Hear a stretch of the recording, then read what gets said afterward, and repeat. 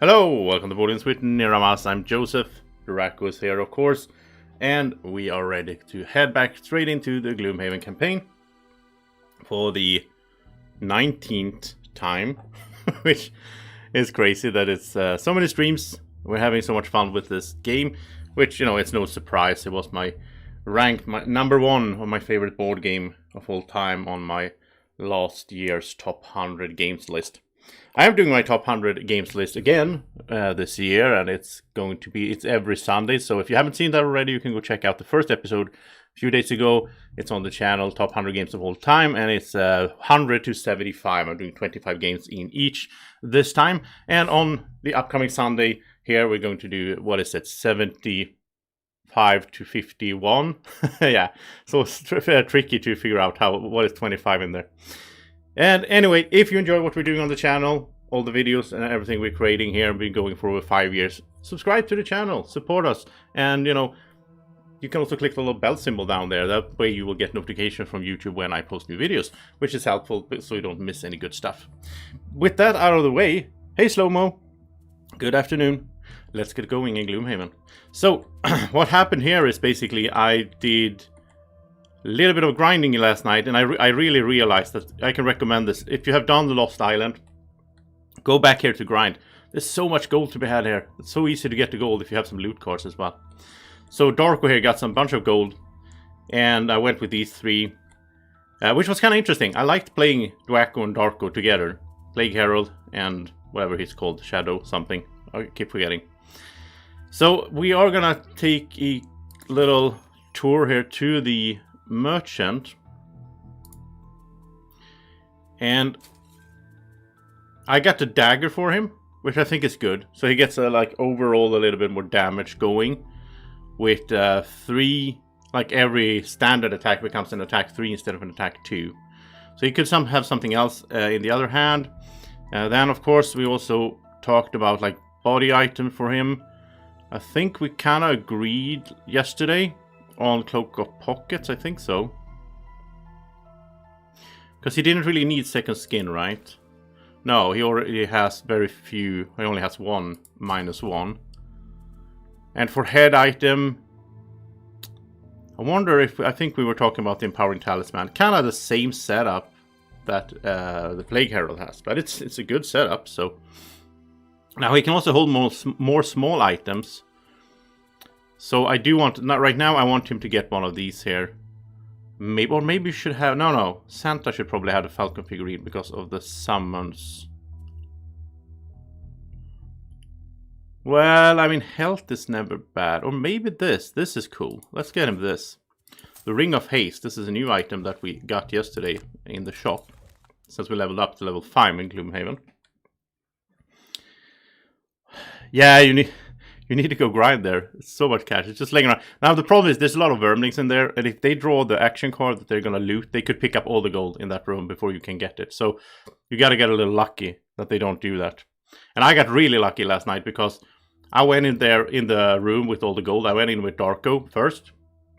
He opened the door, rushed in, and then I got lucky when on one of his attacks he got the invisible modifier, so he became invisible in that room, which means they couldn't shoot him either. Otherwise he would have been dead, I think, because there's like 8 wormlings in there. They would all have been shooting at him. And then the next round he could do loot 1, and he was like in the middle of all the gold, so that's why he has so much gold. So anyway, Ring of Haste, I like him having that, and I also think he should have a healing pot, just in those situations where he might like run into a room and all that. A Ring of Haste is really cool. It says at the end of your turn, play 1 card from your hand and immediately perform the bottom action of that card. So you get to play 3 cards during 1 turn, which sounds really cool. I mean, and also if he then gets the Empowering Talisman, he could do this twice.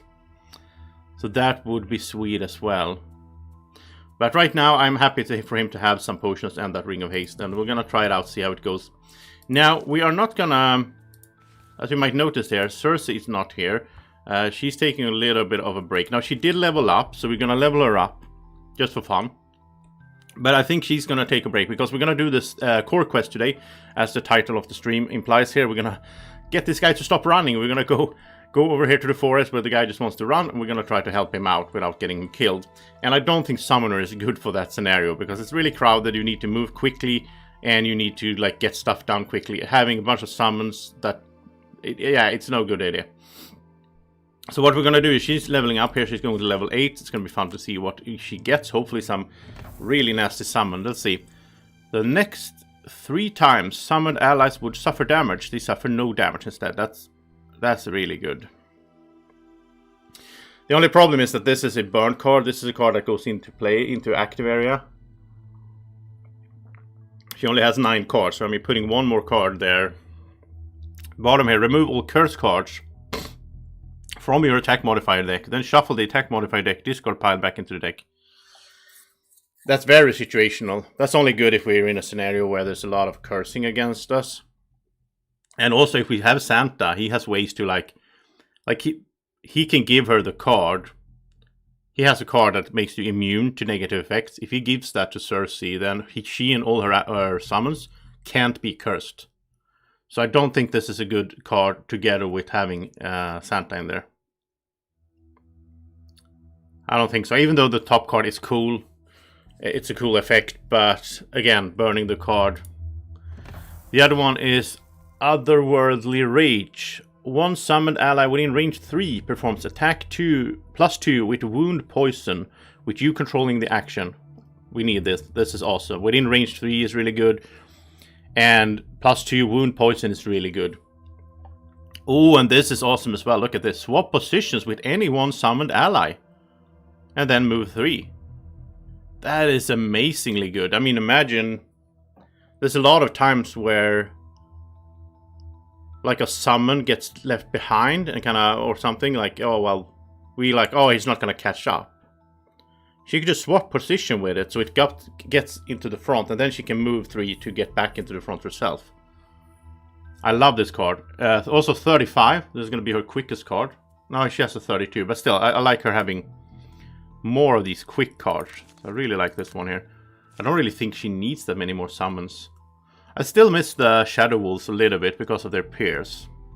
We might put them back in at some point. What do we get rid of here then? I think we get rid of one of her. She has other cards that sort of control them. I mean, this one is good here. For the 1 adjacent summoned ally performs move +1, attack +1. But she has these... Oh, this is within range 2. She has another one that is adjacency. Which one is that? Oh, maybe we already got rid of that. Yeah, this one, I think we got rid of that.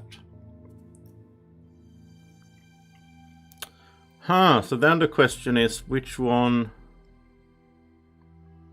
Because this is very versatile, like varied. You can do it for the top or the bottom, depending on if it's a good place for them to move or to attack. And this is good. I like the bottom here as well, that she can do a ranged attack. So, you know, actually I think then, and I love the Void Eater, so good. I think we might need to get rid of this one. I mean, we are focused on summons. So this is a pure card that she uses. It has nothing to do with the summons. And she doesn't need to heal herself. We have a super healer in now. She doesn't need to curse. We have 2 guys cursing. So, and that's also 62. So let's get this one instead. Now this is more about summons. And she has, what is it? Void Eater. It's the Slime Spirit, the Ooze, the Bat, and the Thorn Shooter. So she has 4 summons, plus the Lava Golem, but we don't really use that because we need the bottom part of that card. Yeah, I think this will be good for her. I really like the bottom. I mean, being able to swap. So basically what she could do, she could have this one, strength in numbers. So 1 adjacent allied, adjacent, make move +1, attack +1. Let's say we have 2 summons next to each other. Then she could do the bottom of this to swap position with one of them, get next to the other one, and then make it move and attack on that turn. That's, yeah, there's a lot of interesting...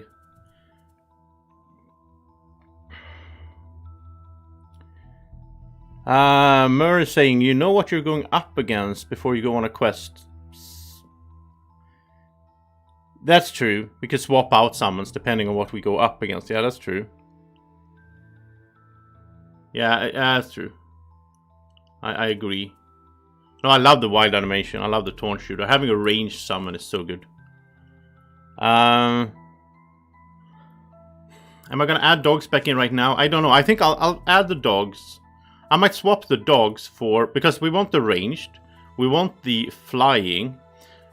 I might switch the we want the Void Eater because he's ranged and curses. So what I think we'll do is we're gonna switch back and forth between the Ooze. The Ooze is good for survivability, like they have shield 2 and 4 health. But we can switch the Ooze for the Shadow Wolves if we need Pierce. I think the Ooze and the Shadow Wolves, they are both melee. Shadow Wolves take up 2 spaces though, and so on. So I think we're gonna have to change up her deck depending on the scenarios. And like in this scenario here, what we're going into now, we already played it like 3-4 streams ago, and we failed. And that's mainly because she was new, so I didn't really know her that well. And also, she was just like, she can't stand and summon. In this one, we all need to run and smash things quickly. We're gonna get her a perk though. She has a perk. And replace the -1 with a +1, I seems good. Yeah, we'll just do that. We'll do that. We're going to do that even one more time, and she's not going to have any negative cards except a miss. That's amazing for her modifier as well. Wow, so that's also the basic characters and the characters you do unlock during the campaign. I mean, these guys can get such good modifying decks. I mean, the Mind Thief had a good modifying deck, I guess, but I mean, like Santa here, this is just amazing. How few cards she has, sort of, and so many are good. And I also think, yeah, he could add more good ones in here, like Rolling a Wound, and yeah. So we have our party, but we are going to. She's gonna have to rest a little bit here, or at least we're gonna try it like this. If we fail, we might bring her in and I don't know, swap out.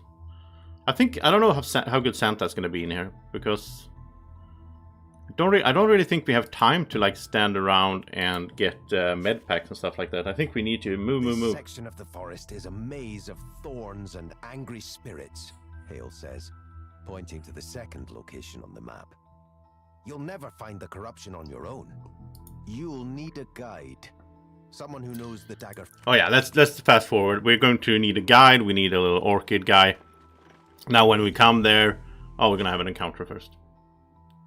Heading out a little late, are you? The guards at the wall look at you passively, grunt in response, and head through the open gate. Nobody's gonna go looking for your corpse if you don't return, the guard shouts. Well, yeah, sure. Anyway, there's wolves showing up. Do we want to run or let them come? If we let them come, I think we get wounded. So we're gonna run, see what happens. Oh, we got poison instead. Oh well. We can remove that with what's it called? Bone saw? Sawbone? I think it's called Santa, his class. When you arrive. Okay, so Dwacko can't get more perks, which is boring, but we'll just, yeah, so we ignore him. Santa, kill one or more elite monster, or be the first to kill a monster. I'd rather go for the elite, I think, because otherwise we get stuck with, well, he has to be getting the killing blow and all that. I don't think we have time for that. He is annoying, this guy. That's why I call the stream, will you stop running? Because he just wants to run and, like, get himself killed. Kill 5 or more monsters, that should be possible. Even though this scenario has mostly strong monster guys, not that many small ones, but I don't even think we need to kill everything in here. Yes. Do we? You can help me soon. Okay, we have to kill everything. Kill all enemies. And we have to protect him. So, from my memory, what happened last time is that he just keep running, and he ran straight in here, and he got himself killed. So we never even got through this part. So I think we need to keep up, be like before him all the time. I think he's running 2, was it 3 maybe? He's running, I mean if he can, like right now there's enemies here, so. We are gonna do our curses. Let's see, how would we go about removing these poisons? That would be helpful. I think he has the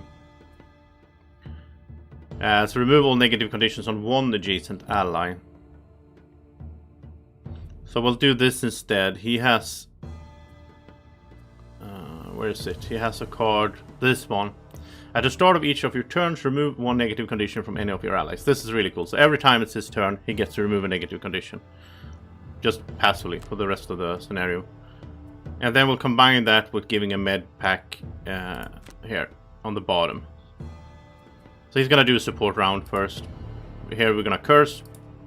So Night Shroud, that's his name. That's his class, by the way. Keep forgetting his class. I just talk about Darko.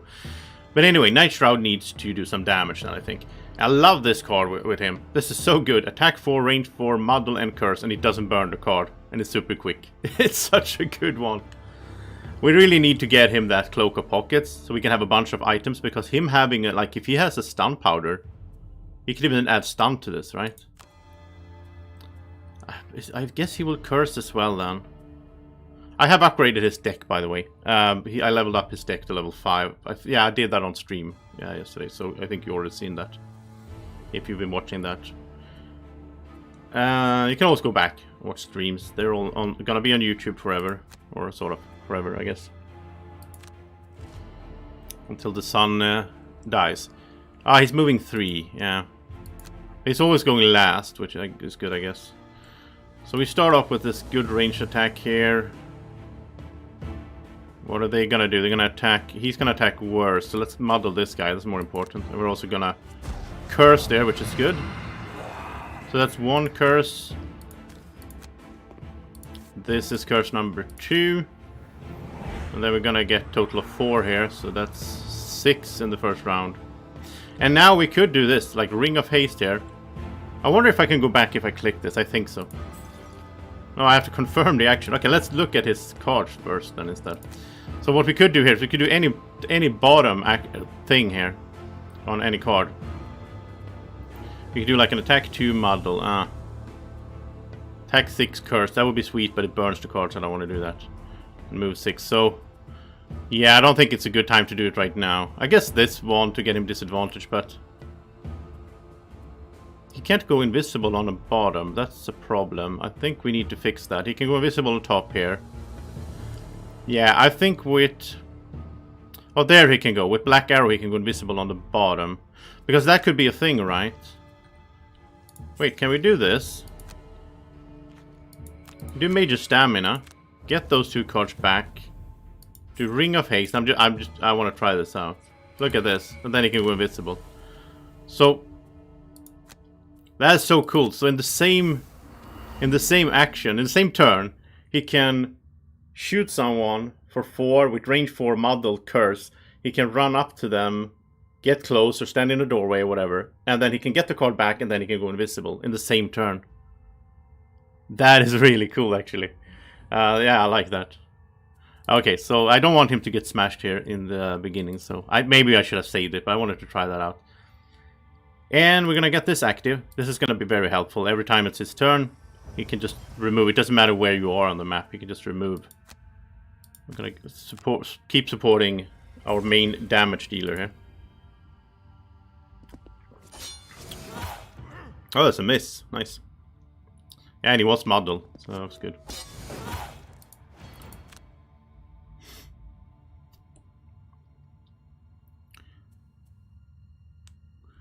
Okay. Well, we can't really move because then it doesn't work. So we'll just stand here. Double curse. I wish we didn't have to be next to them when we do this, but... Yeah, we mostly do this one here to poison and curse. So damage. Oh, they're retaliating as well. I did not see the retaliation. For some reason, even though there is a little fist there, I keep forgetting about retaliation in this game. But I think we're fine. It's still early. We have a lot of stuff, a lot of items and so on.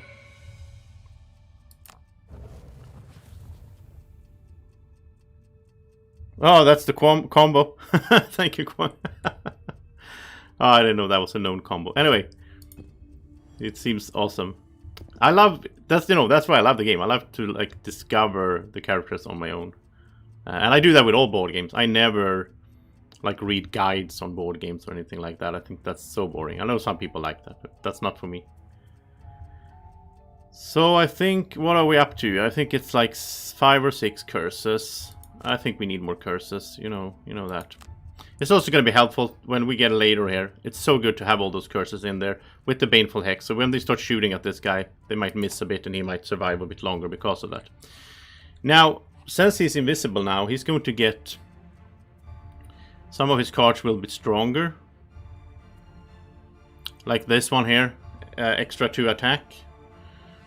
And he go... Oh, this is nice. He will go invisible again. I like that. So he can attack for 2 with +2 and then he goes invisible straight right away again. That is sweet. I don't know if he needs to right now though.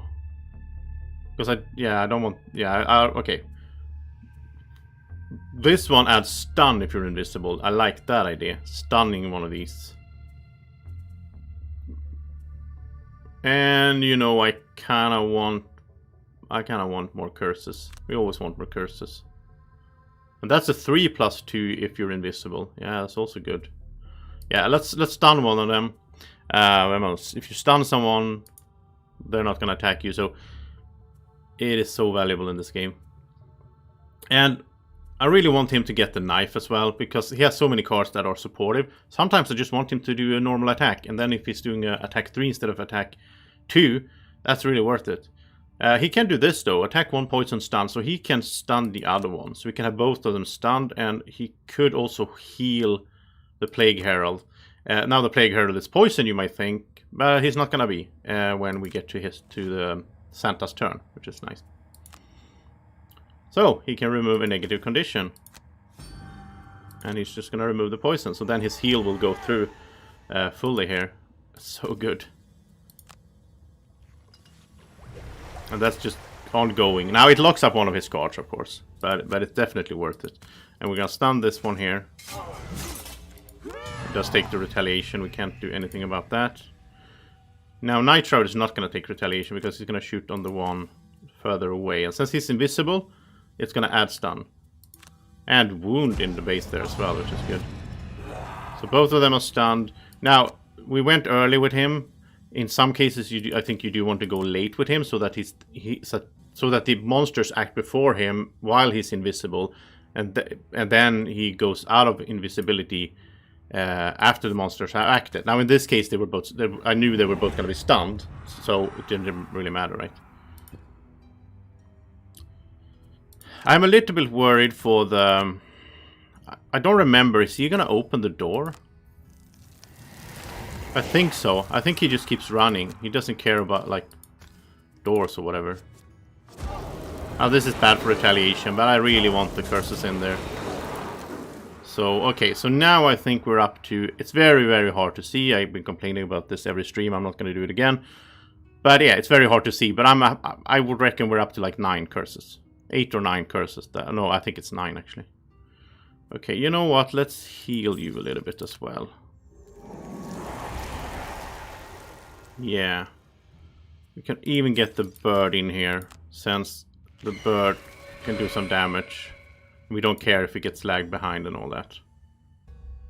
And you're wounded, stunned, that's good. And he will keep running, right? Yeah, he does. Oh, so hard. Like, oh, curse. Nice, okay. Oh, they put up traps. Okay, so this guy has nowhere to place a trap, though. What is that? Is it it's a 3 damage trap.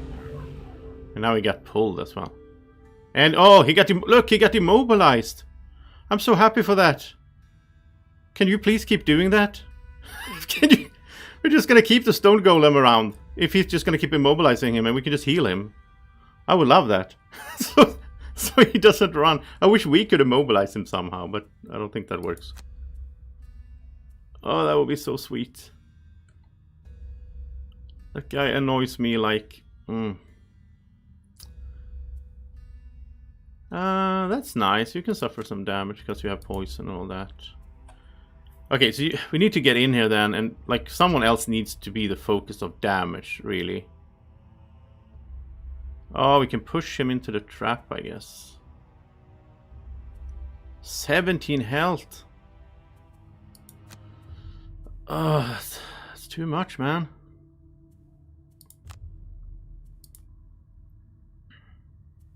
So he's gonna remove the poison on him, on Night Shroud, I think.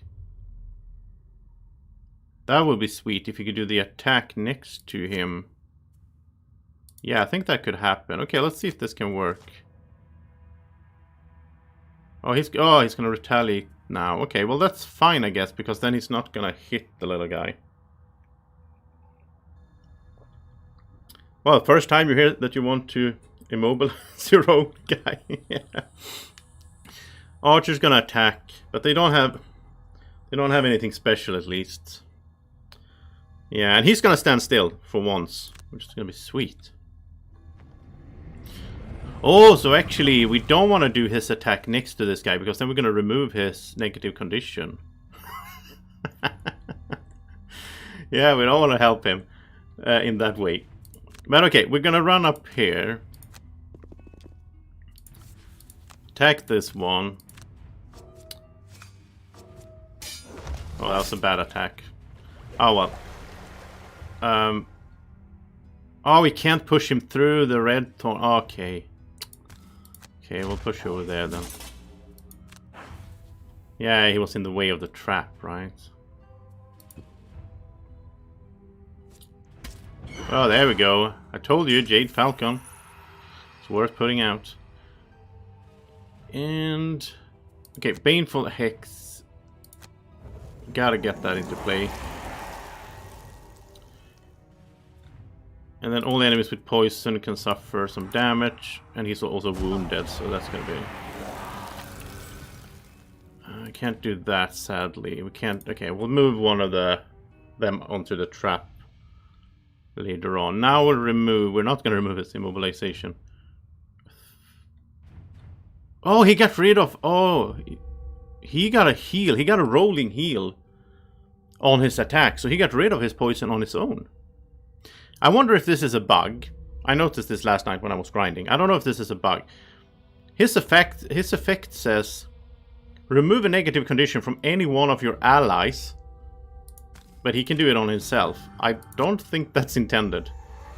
He's not... are you an ally to yourself? I don't think so, right? You can't do... if it says like heal an ally or whatever, I don't think you can heal yourself. That's at least how I think it works. So maybe I'm just mistaken here. I don't know, but... okay, so we have a problem. If we're gonna do this attack for, we're gonna remove his immobilization, which is a problem. Question is, he can't run anywhere right now. Is he gonna go into the trap? Is he that stupid? I don't know. Or is he just gonna stay here because he can't go anywhere? Oh, I don't know that. I don't know how that works with this guy. This is a special. He's not like a normal... he's not a normal like enemy movement or summon movement, because that in that case they wouldn't move because he's already next to an enemy and they wouldn't open doors. So he's a special kind of weird ally, this guy.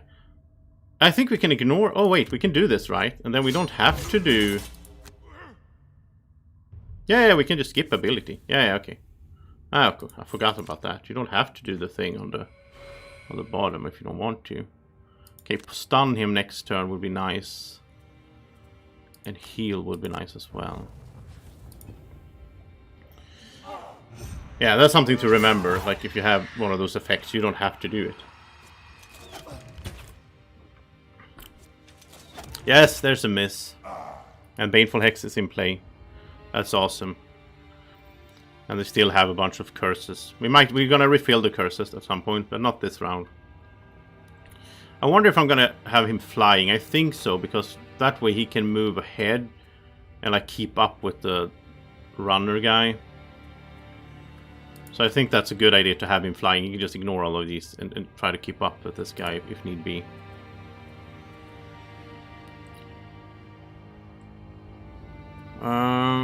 What are you doing then? It's so crowded in here, I don't know.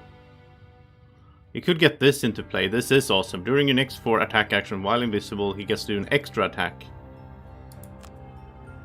Yeah, I kind of like him having that. He can also do that, so he can put darkness in the room for next round, and then he can go invisible maybe over here.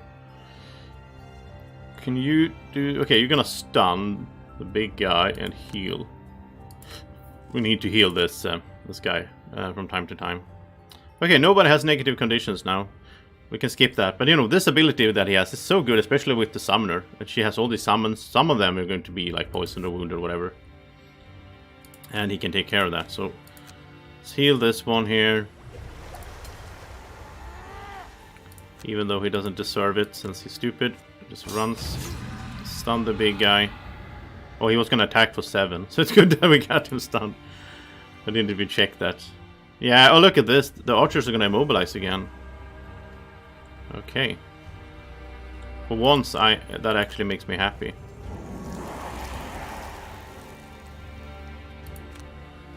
But I do think, I think we need to heal him again, maybe. I am worried about his health. Because he's gonna get hit again. There we go, there's full health at least. Let's have this archer that's already wounded go in there.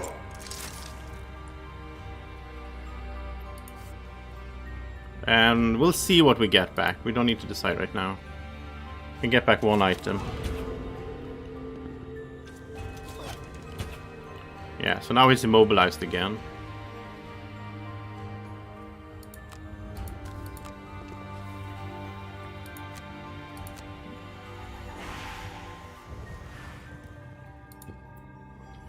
So now invisibility is even better for him since he activated that. Oh, there we go, with a curse and just kill it.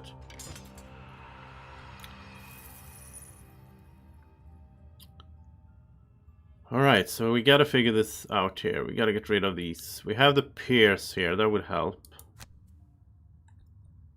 And maybe a heal on everyone. Can you get there? That would be helpful so you actually do some... He has to move 3 then. Okay, you know what? Let's short rest you then.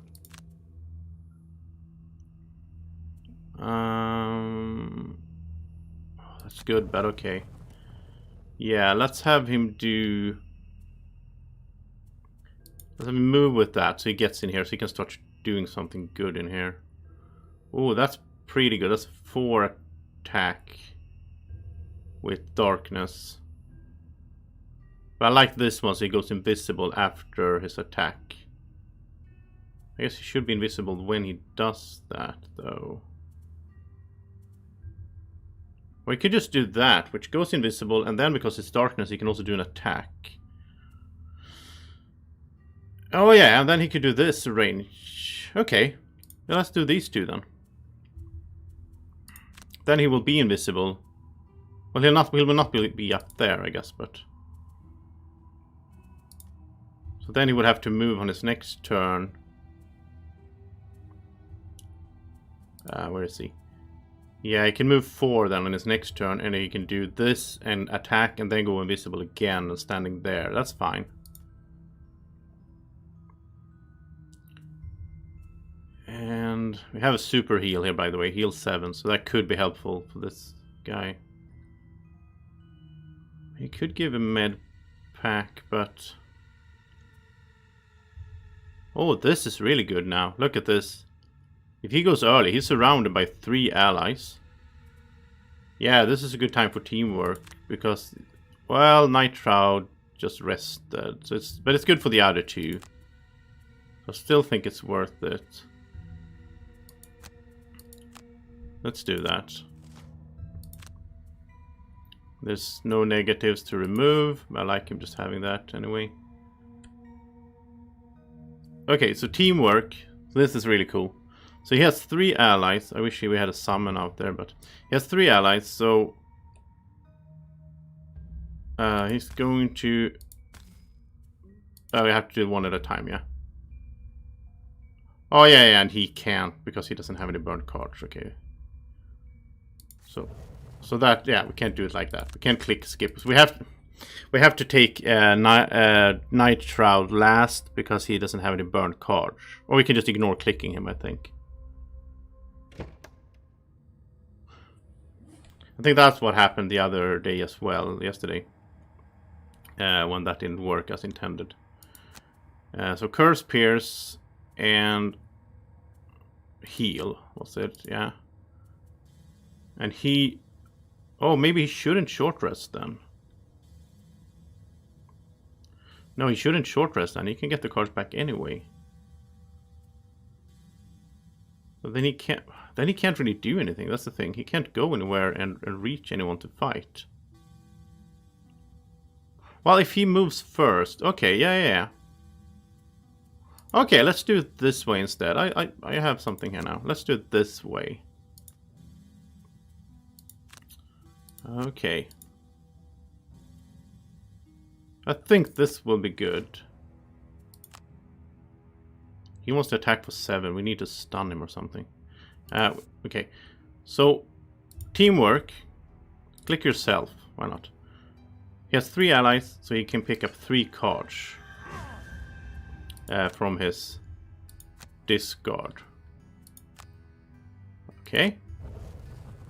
Then you can do the same.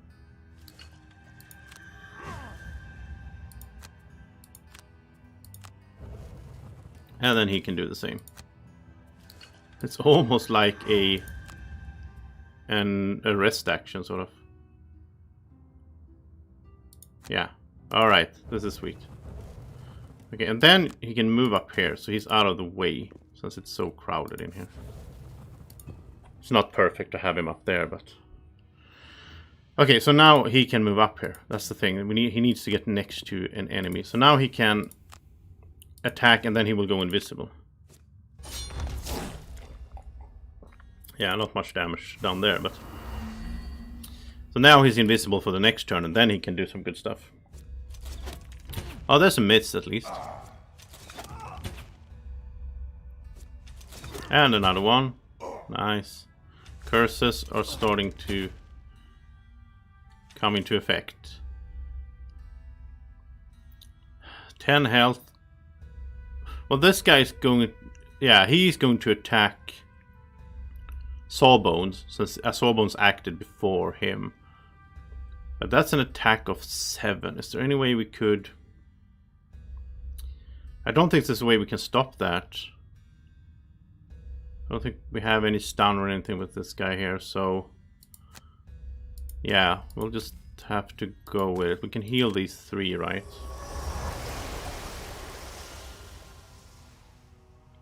Teamwork is good when set up well. I mean, burning 1 card to get, what was it? 9 cards in total back, you know.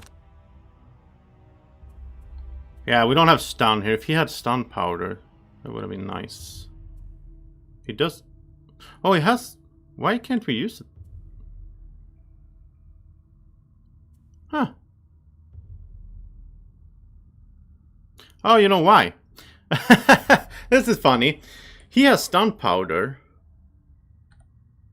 but we can't use it because stun powder is a single attack, and that is a single attack. Problem is, he is going to draw a multiple plus target modifier. We don't see it yet, but the game knows it. So, as you can see, the game shows us that we can hit. Oh no! Okay, so I'm still okay. No, okay. Never mind. I thought that was what happened. It was just that we didn't click. Okay, never mind. There we go. Ignore everything I said. We stun him, and it's all fine.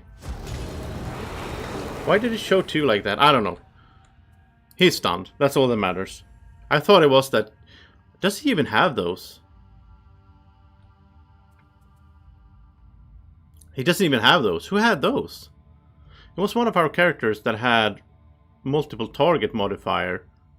And it was so weird because all of a sudden it showed like multiple targets before the actual attack. And you were like, what happened? Because you didn't see the modifier yet. Anyway, let's keep cursing, right? Yeah, they're low on curses now. We need to get the curses up. And... that's pretty good as well, I guess. If you go first and put darkness, can you do that?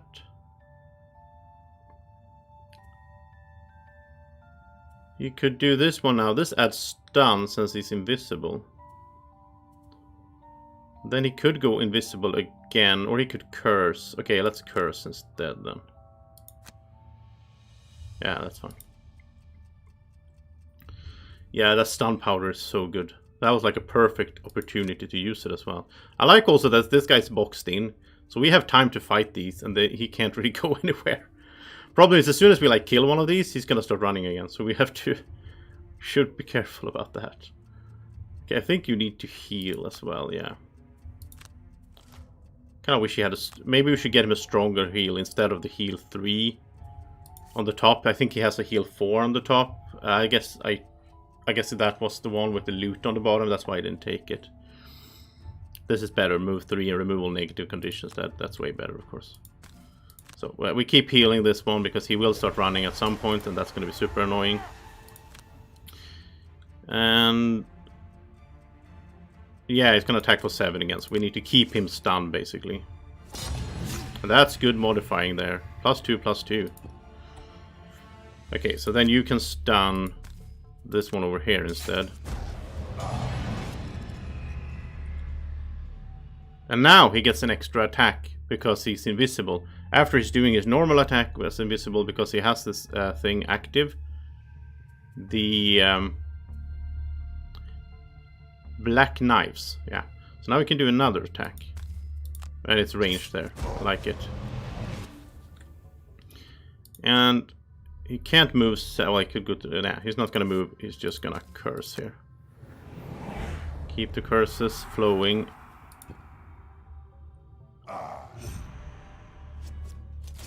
And there's a miss. Okay, so he's gonna die now, which means we open up a spot. Might be that he wants to run then. I almost want to go there and stand there just to block him then. We can't reach that spot, no. Well, we could with the boots, I guess. Are you gonna run now and open the door? I think he is. Oh, if we could just immobilize him. I would have done it in a heartbeat. Just to stop that guy. Yeah, now it doesn't matter. That's why I want to shoot first. Because, yeah, we're going to immobilize that guy. Yeah, so now he has 2 spots. So it won't help if we go stand there. So instead, just have this one take more damage.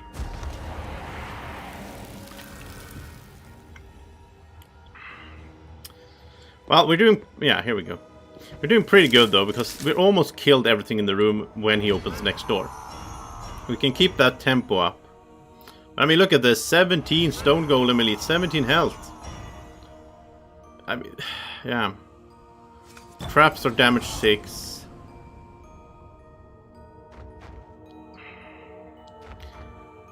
I don't know. I think this mission is one of those you have to grind and grind and grind and get lucky and get it perfectly...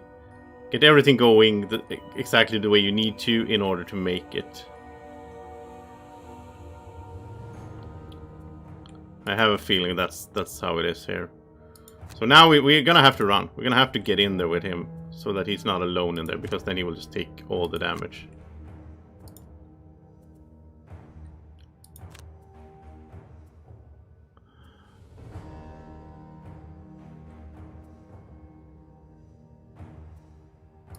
Yeah.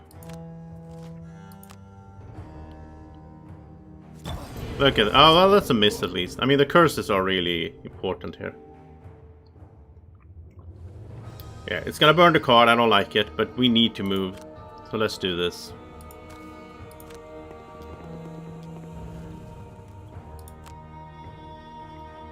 Range attack the one in the back. Oh, another curse rolling there. Nice. We're gonna be at maximum curse at the end of this round, I think. Or not. Well, not really, but almost. And here we're going to do that, so we can attack all 3 here. That's sweet. It's nice of them to stand in that formation. We're also gonna get the Doomed Compass back. Because that's 6 damage. You have... oh, he's immobilized. Okay. Oh, he's... can we... no, he can't move like with this because he's immobilized. Okay, so that's actually bad. I was gonna put him in there. We'll save it then. We'll save it for... nobody else can reach, so... yeah. No... well, oh!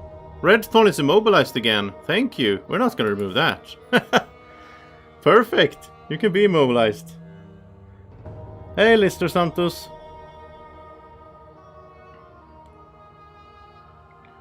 Oh, Kwong said something cool there. With the rocket, I mean, we can do it. He's just flying, so he can do it with just flying. We could go here, open this door, then fly back. Then the enemies in here are gonna go, gonna go into the traps. I like that idea. I mean, we don't want him to go into the traps, right? But now he's immobilized for now, so I'm happy about that. Let's see here. Are you gonna... No, he's not gonna retaliate or anything. But he's gonna hit really hard. So either we need to move out over here. Yeah, he's gonna move one, so he can hit... Okay, we need to kill him. Because he's can move one, he can hit this guy for 7. So we need to kill him or stay here so that he hits... Oh, there we go. Good job. And there's no one to heal, sadly. Oh, I could have moved there first then. He could have moved there and he... Oh, yeah, that would have been better. Oh, well. Nothing to do there. And I'm happy with that. Just get rid of the big guy. Save a 7 attack. And there's a miss. Nice. I'm worried about this one when he gets close. I mean, we need to, like, keep doing the same thing that we've been doing. Like, keep them stunned and all that. Get a wound in there, if possible. Could poison and... Yeah, I think that's fine. I don't want to rest him if we don't have to. You have to rest, though. Oh, I like that one when he goes invisible, but yeah, okay. Maybe we're past that. We just need to kill now.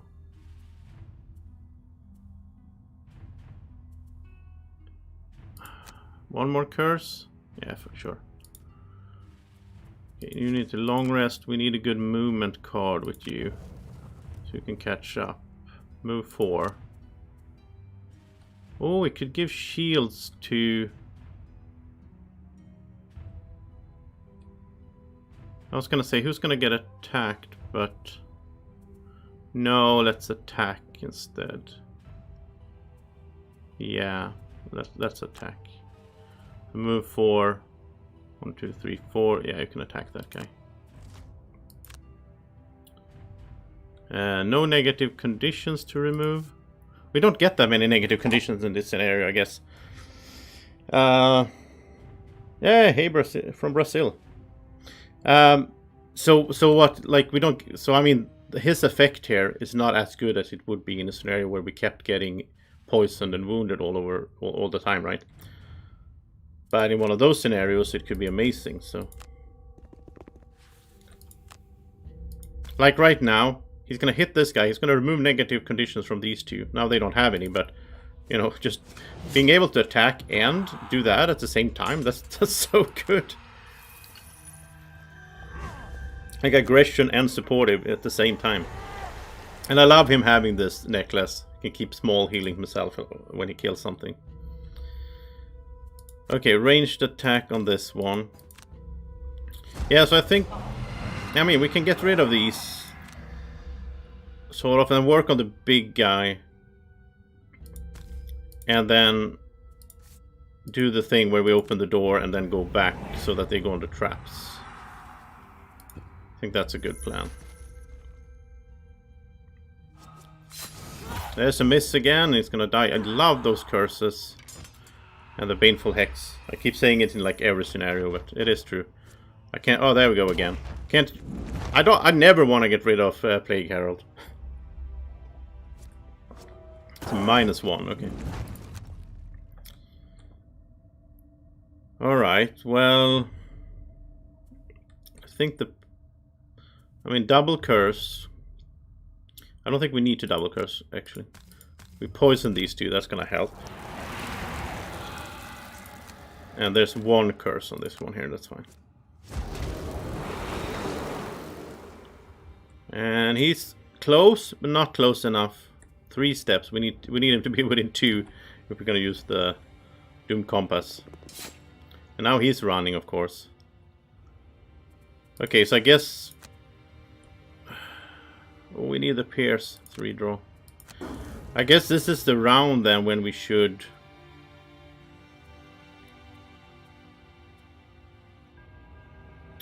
Wish we could immobilize him. That would be so helpful. I'm thinking maybe this is the round where we need to do the thing when we go in here and all that. I mean, he has jumping boots, but then he can't get back. Like, if he jumps over here, he can't jump back. He only has that one jump effect. So I think he would just needs to... Oh, he could push 3. Oh, 1, 2, 3. Yeah, I like that. Okay. Let's do that then. That's gonna be sweet. I like your idea though, Kwong. Like, luring them in. It just it would take a little time to do that. Like, it would be a setup over 2 rounds, sort of.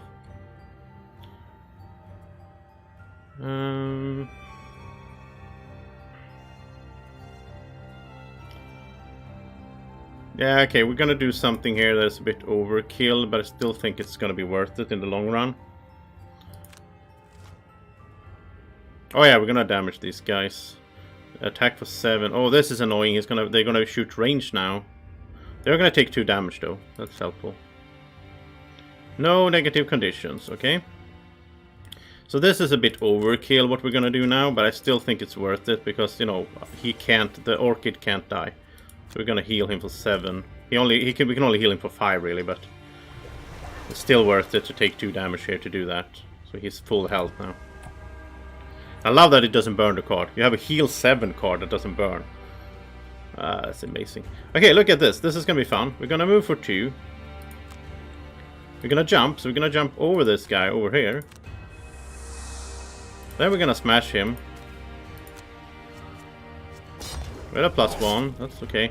And then push him into that trap, I think. Nice. And now we can sort of follow up by doing this. And now we're gonna make him walk this way. So there's the big guy. No real problem. I love having that push again. It's been a while since we had a push effect. It was like the Brute in the beginning that had that. And this is a push 3 as well, which is so good. You don't see that too often. Let's also heal everyone a little bit here. So 2 on each. That's good. It's also a good effect, like 6 healing in total. I mean, yeah, that's how you should count it. That's a 6 heal basically, as long as everyone, you know, is damaged, of course. Then we can also do this here with some pierce. So overall, that's a good result. We are gonna get hit once here, but we get rid of the attack 7. That's a miss. And then he takes 2 damage on his own. Yeah. Alright, I don't know what's coming here though. I don't know what's coming here. We have never been there. So right now I'd say it's looking pretty good, but who knows? This game usually doesn't make it easier the longer the scenario goes. That's not how it works. You can move 5, you can give a large. No. I don't know if he's gonna give a large pack. Well, I mean, it's burning the card. I don't think so. You're gonna move. What is that? Oh, it's range 3. 1, 2, 3. Okay, you can only go there. Because you need to be able to turn around and shoot here. There you go. No negative effect. And now the question is, should he give this? I think he will. He also gets 2 XP from it, so... And then the Plague Herald can rush, sort of go in the front, and he can have an 8 heal ready when need be. It's also an insane card in my opinion, like having an 8 heal. So now the thing is, he's gonna open the door. So the question is, do we want him to do that? Oh, we can't. Oh, it's a move 4. Yeah, okay, never mind. We can't do it on our own, even if we wanted to. Okay, well, he has 18 health at least. He has the full health, so... And that's not too bad. Only Inox. No stone, guys. And that's a miss. Nice. Or curse, I mean. So here's traps again. Could we push him maybe? I wish we had an infinite doom compass, so we could just use it all the time. We have a treasure chest, we need that one, and there's only a small room in there, so not that far to go. But we only killed like half the enemies if you look at the meter there, so there's probably a bunch of enemies in that last room as well. Now he has this large medical pack, small, yeah. That's sweet. Do we need to curse? No, I think we're fine on cursing right now. I don't think we need to curse right now. I mean, if we do a little bit, that's not bad, but I want to save this range stun card, this AoE, for this room, because that will be crowded. That will be perfect, just go in there, stun everyone. So what are you doing then, buddy? I don't know. What is he doing? Attack 3, I guess. It's pretty good. So we'll do it that way. You need to short rest. And oh, there's a push. I don't want to burn that because could we use that right away? No, we don't have enough movement. We would need 1, 2, 3, 4. We need a bunch. Yeah, we would need 4 movement. Yeah, that's it. He doesn't have that many movement cards either.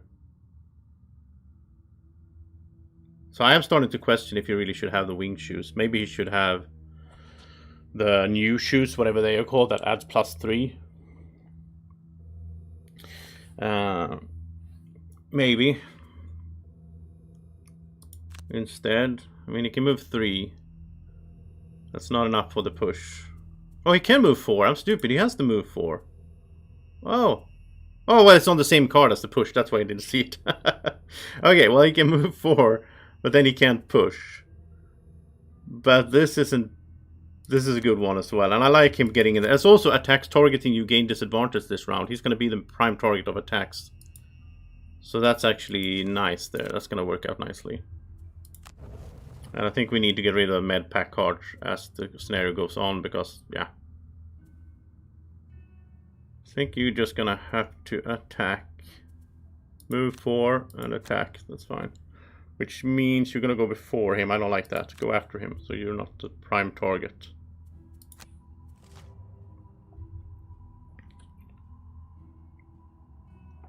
Focus on the archer.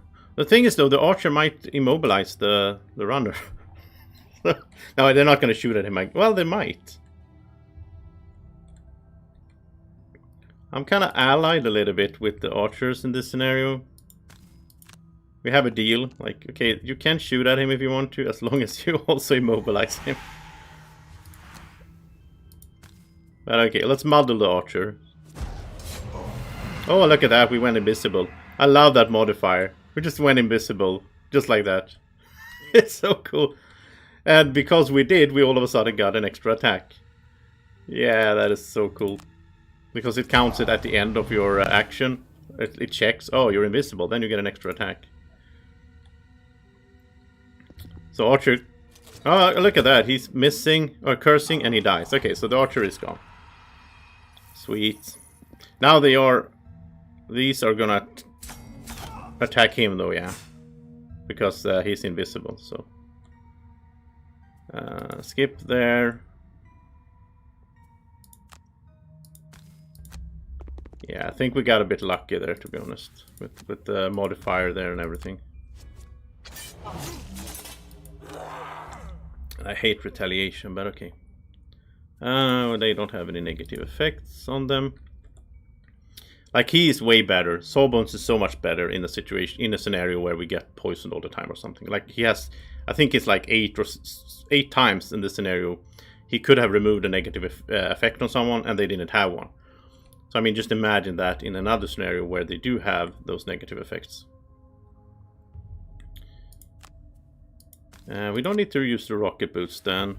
They have used some curses now. They did use like 2 curses, so let's refill curses. And they also poison them, which is also good. And he is running, yeah. He is running constantly. Okay, so you can take 3 damage if you're poisoned. That's not bad. And We can stun one of them since we're invisible. That's good. And then we can move. So let's go late. I think that's good. And you should be able to just kill this guy, right? Attack 3, that should be enough. Yeah, then you can even shield. Oh, well, in that case, I want to go early with him, because he's going to be shielded as well. Okay. So, no negative abilities. Attack 3. That was a miss. That kind of messes up my plans. So heal there, and then shield him. Because he will be the primary target for this guy. He's gonna attack for 5. Yeah, that's fine. Okay, well, I'm gonna stun him, of course. That was the plan, right? Yeah, I'm gonna stun him. And we get an extra attack. Let's see if that extra attack then could... Yeah, nice. Okay, so the invisible extra attack solved it. I think he's done now. Yeah, I think he's done his black knives. Or maybe he has one left, right? Yeah. He also gets XP for that, which is also sweet. And then I want him to move. He needs to move so that someone is with this little guy here when we get to the next room. I don't want him to just run on his own. We can handle the other one here on the way, so to speak. Well, I do want a treasure chest, so... I don't know if I want a treasure chest with the Plague Herald, though, if it's an item. But... let's go for it. And then everyone with poison will take damage. There's no range on that. That's so sweet. I love effects, like attacks or heals or whatever, that doesn't have a range. Oh, what's that? Endurance foot wraps. I haven't seen that before. I got some new boots. I have no idea what they do.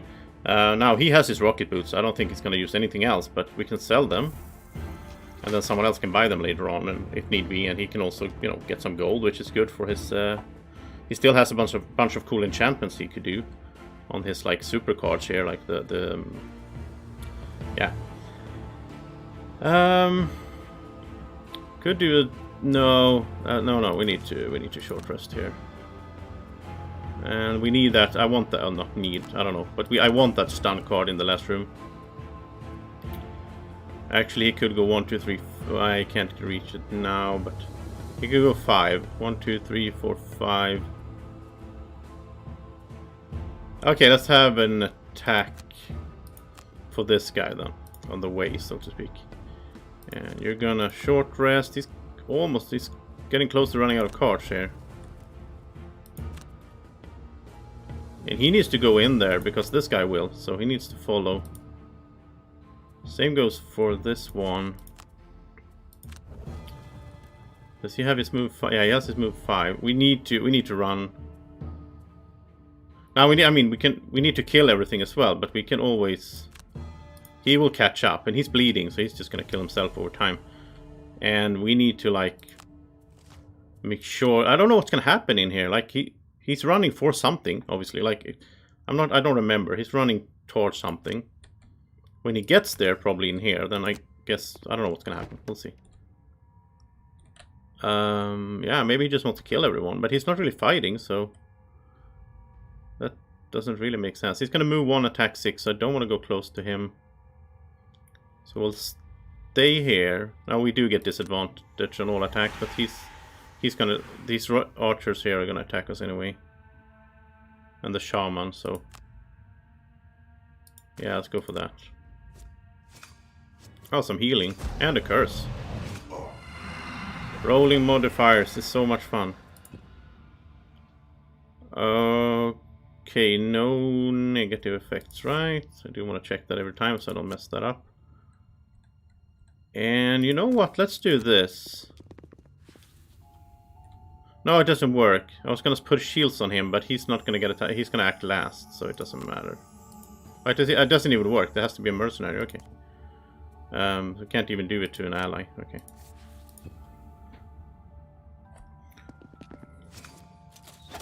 it comes to archers. And yeah, well, I thought, yeah, the shaman is gonna hit him as well, right? So what is that? Range 3. Okay, so you can only go. Yeah, he's not gonna reach anyone.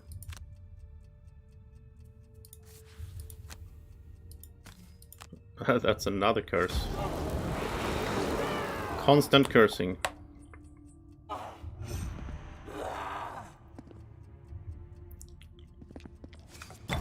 Oh, the shaman. Oh, well, there the shaman got his advantage, I guess. I don't remember why. Was he muddled something? And he drew 2. No, he drew the normal one and the curse. Okay, that's fine. That's fine. I don't like when they draw 2 curses because that's like wasting 1 curse.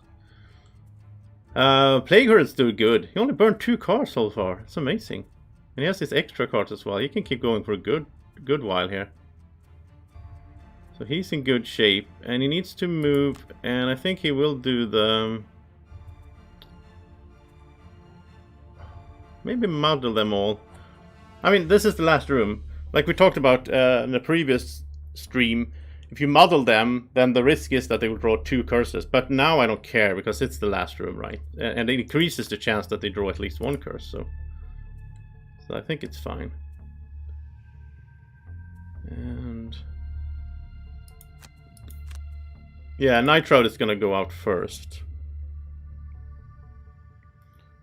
Yeah, I think we're at like 10. It's so hard to see though. I think we're at 9 or something. I wish it was easier to see that. Or maybe there's a way that I'm missing, but I don't think so. They're just gonna shield attack. No, okay. No negative ability. Yeah, I think we are just going to attack here. Not on the retaliation guy, though. We can always... we'll find another way to deal with him.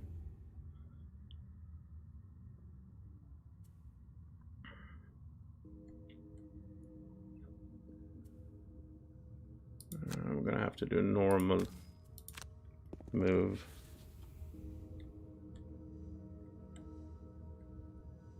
Yeah, he already used that one.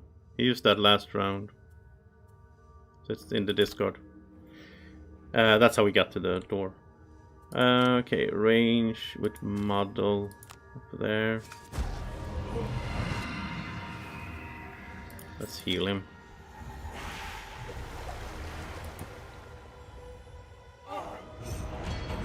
I love that that guy is wounded, so he can do his thing. We don't care. Oh, that's a curse. Perfect. Because that was a strong attack, right? Alright, well, he can, you know, 4 rounds. We're gonna survive 4 rounds. So he can do his own thing. Let's muddle these 3. And stun them, of course. Oh, muddle. This is just muddle. Yeah. The stun was in the Discord, I think.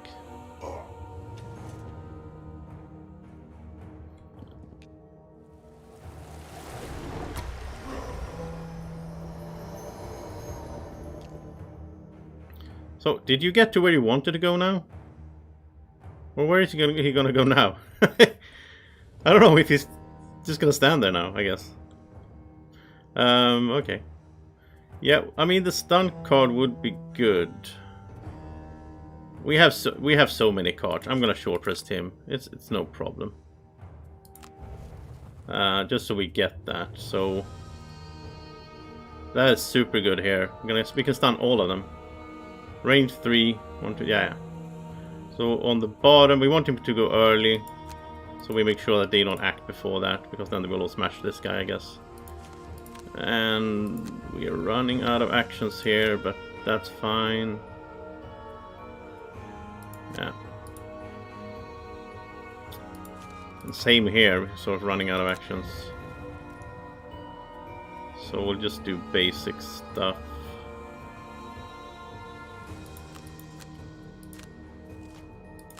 Okay, we're gonna double stun this guy. We don't really need to, but yeah.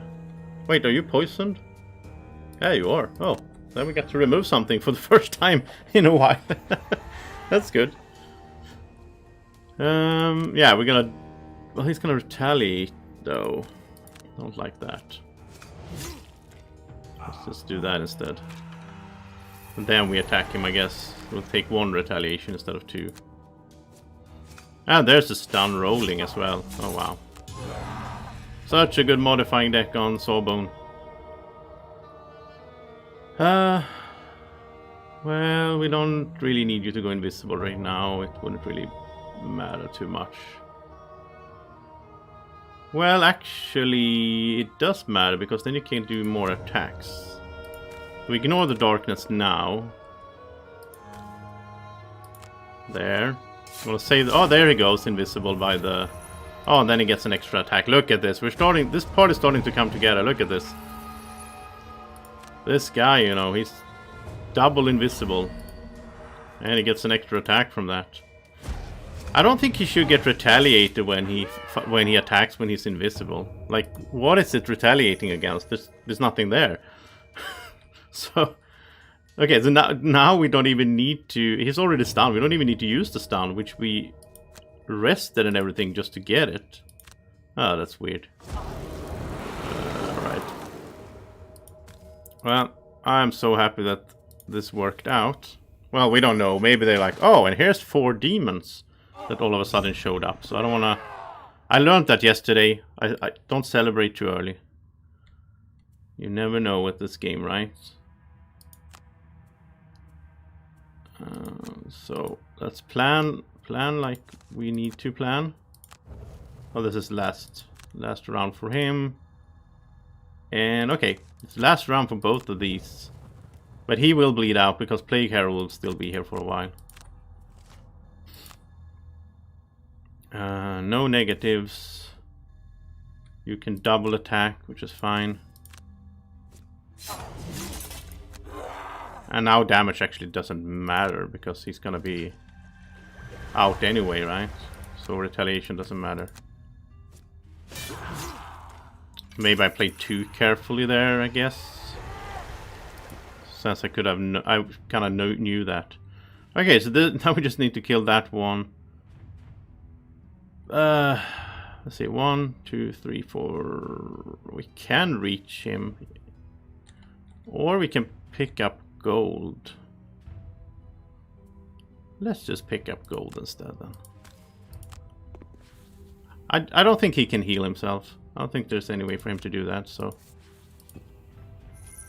he's never gonna get anywhere. 2 more rounds and then it's gone. He strengthened himself as well. Yeah, so let's just pick up gold here meanwhile.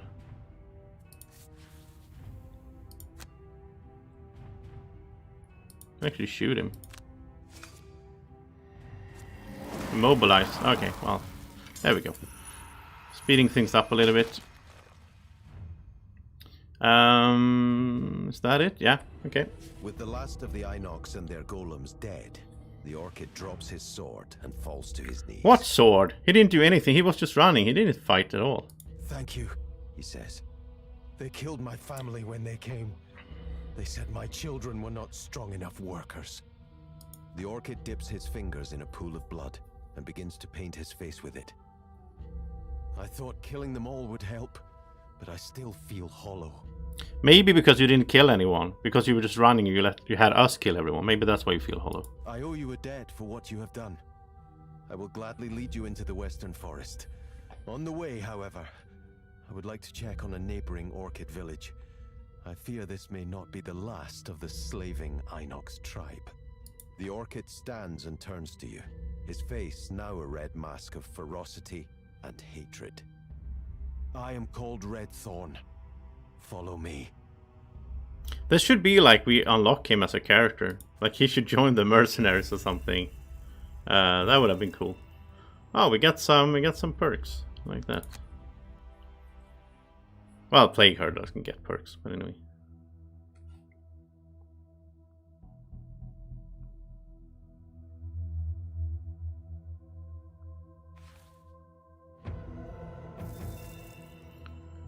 I don't want reputation. I want to be evil. Okay, Tribal Assault is the next one. Oh, 2 new. Okay. We're gonna be in the woods for a while. So this is follow red turn. Oh no, is he gonna run again? I hope he's not gonna be in it. Follow red turn into Dagger Forest and determine its ties to the artifact. Kill the Dark Rider. Oh, this is a boss scenario.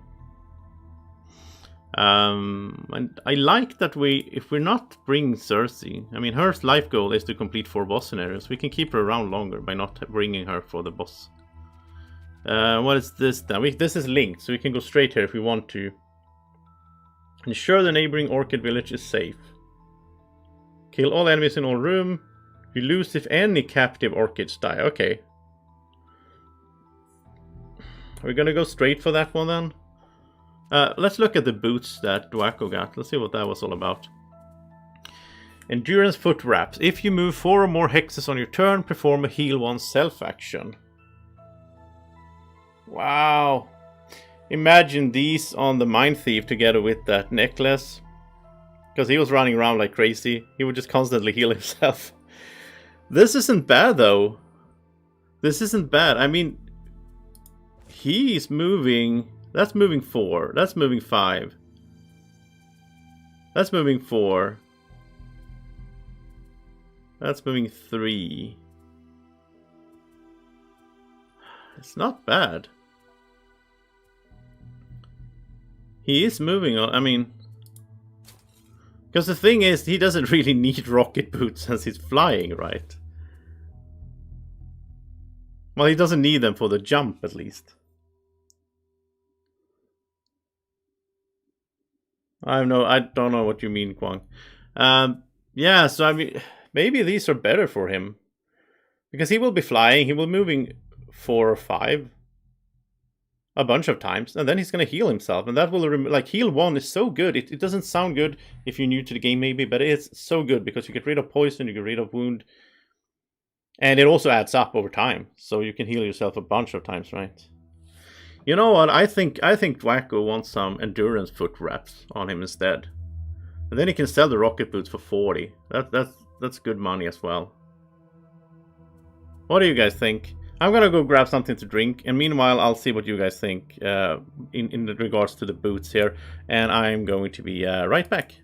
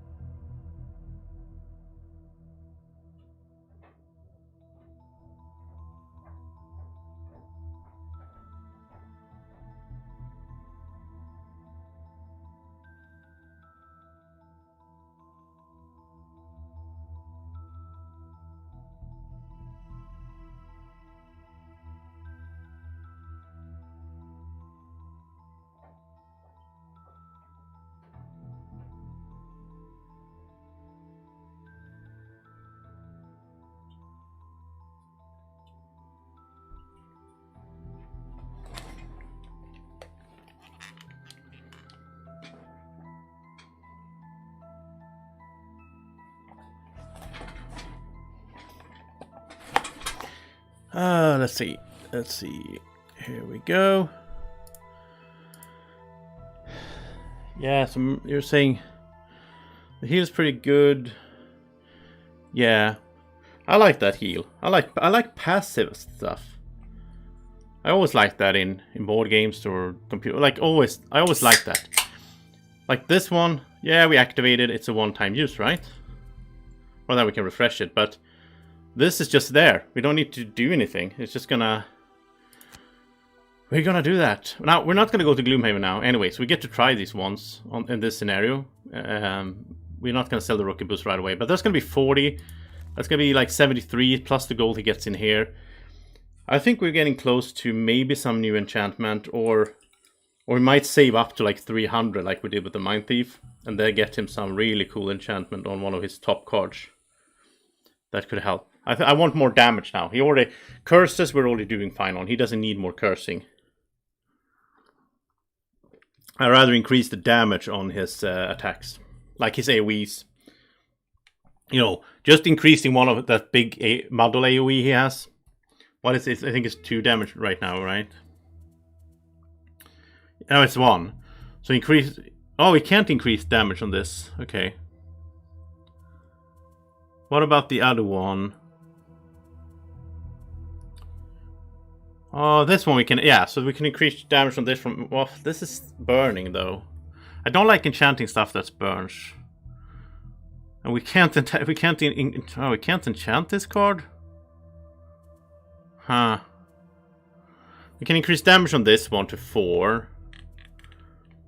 And we could increase damage on this one to 4. And that one to 5. That would be sweet for him to have a 5 attack. And that's a level 3 card. It's not going to be super expensive then. So... yeah, I think we can find some way to just increase his damage output overall, which will be good.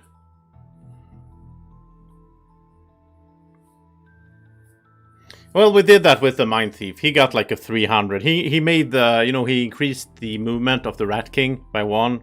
But that was, he used it like one scenario before he retired. And he was supposed to retire long ago, Mind Thief. Yeah, we played him for like 20 scenarios or whatever, being level 9. So, yeah, anyway, we'll figure something out for Dwacko later on. But right now he has the healing boots. That's cool. I like that one. And I really like... where is it? Here it is. The necklace as well. Just passive heal yourself when you kill something.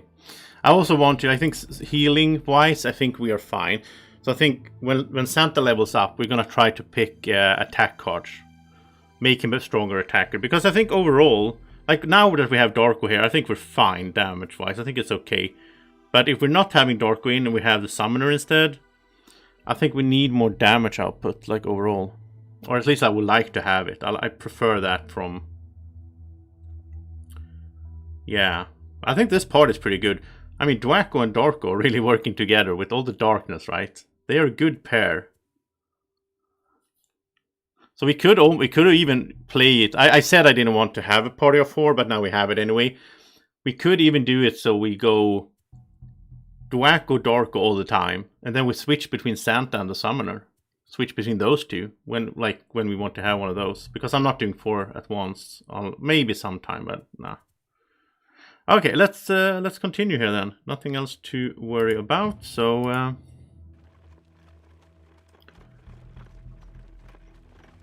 I feel like Summoner is cool, but Summoner also hurts my brain because there's so much I need to consider. Ruined Inox slaver camp northeast into the dense forest. The other village is not too far from here. It is well hidden, but I fear the worst. Because when am I supposed to put out certain summon and all that, and in which order and what? Yeah, these guys are a bit more straightforward. I like Darko. He's like, go in and smash thing, go invisible. Even when faced with seemingly impassable walls of plant life, the orchid quickly and effortlessly moves through the trees and opens passages for you to take as well. The Inox and the Orchids used to live in relative harmony here. We weren't necessarily friendly, but we left each other alone. In more recent years, however, the Inox have become increasingly aggressive and territorial, encroaching on our land and attacking our people. Their destruction of my village is just the latest step in a long path of escalations. Yeah, I agree on the gold. 300 gold is a lot. I wonder, like, if it's worth this as well. Like 300 golds to make the Rat King move one more step. Like, I don't know. I don't know what caused the behavior, but after watching my family die in front of me, I believe the only course of action is to exterminate the monsters before they burn down every orchid village in the forest. Redthorn drops into silence and quietly motions you forward. He points into the trees. You don't see anything at first, but then you pick out aberrations in the foliage. Buildings well hidden among the trees. Recognizing these, you also begin to notice figures moving around a clearing near the buildings. Horned figures. Inox, I hope we are not too late. Redthorn readies his bow and begins to creep forward. Come, mercenaries. Help me save my people and rid the world of these savage creatures. You move quickly through the trees, emerging into the clearing with weapons drawn. Your arrival comes not a moment too soon, as you see a large inox in the center of the clearing, preparing to kill one of the captive orchids. Okay. Ignore that. Loot no gold piles or cause a trap. Let's maybe not loot anything with him then. And let's loot with him instead. So he wants to loot the chest, he shouldn't loot the chest. So, is the orchid back? Oh no. Don't tell me he's back. I hate that guy. I hope they immobilize him at least. Well, we kinda got it to work there by moving ahead of him.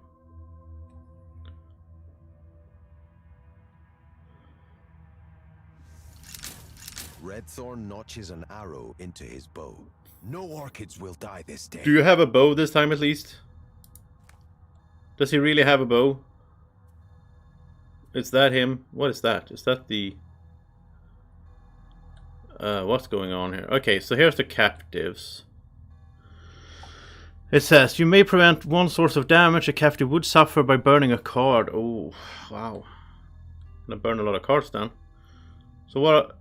Is it 3 captives? I have a hard time seeing this. I don't like the forest graphic in this game. It's so ploddery. Or whatever it's called. It's so hard to see. So, yeah, there's 1, 2, 3, there's 4, 5 of them. There's 5 of them in here. There's traps that are immobilize and poison. Okay.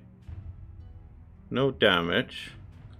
What do we have here? We have doors. Okay, so here's a room. Oh, that's different. That's a small room. This is a big one. Oh, wow. We lose if any of these die. Wow, this sounds hard.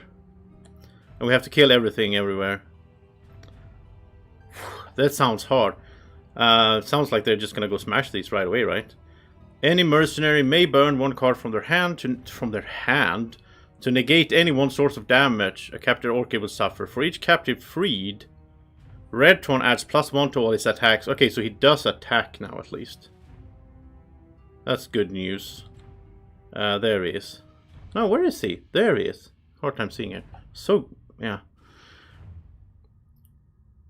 So he has movement, attack 3, range 3. Okay, so he has a bow. And he's going to increase his attack every time we free one of these. Okay, so he's going to attack for 8 then, when we move out of this room. Okay, so then, yeah, that sounds good. What is it? What's more? Any mercenary adjacent to a captive orchid may forego a top action to free the captive, immediately remove them from the map. Okay.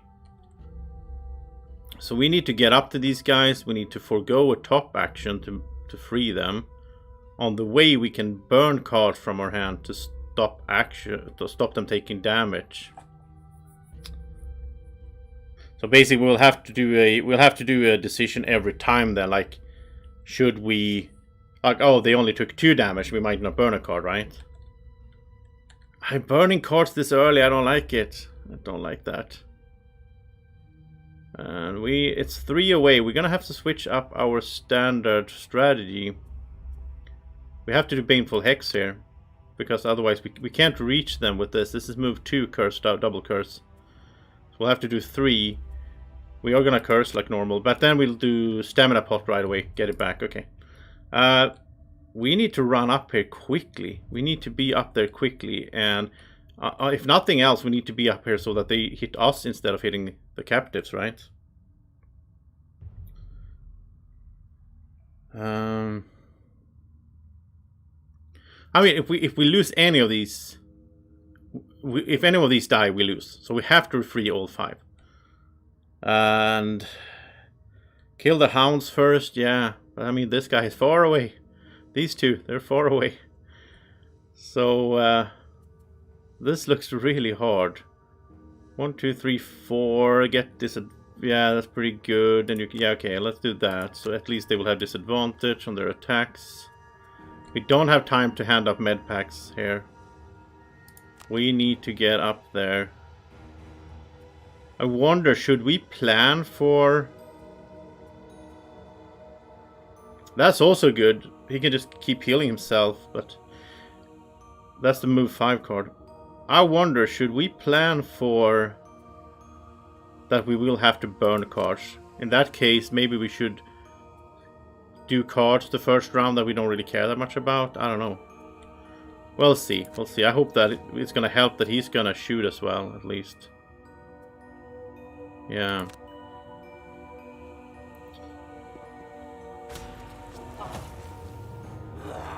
At least he's doing something. Thank you. Maybe we can become friends then. I was really upset with you in the last scenario. Let's go for this hound then. Retaliation as well. There's no one to remove things from. I want those cards back right away because it's good movement and attack there, so we're gonna need to be in the middle of this, I think. Okay, and you can move up here.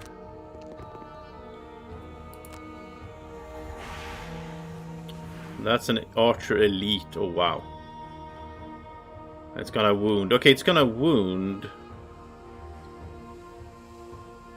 Yeah, I don't know.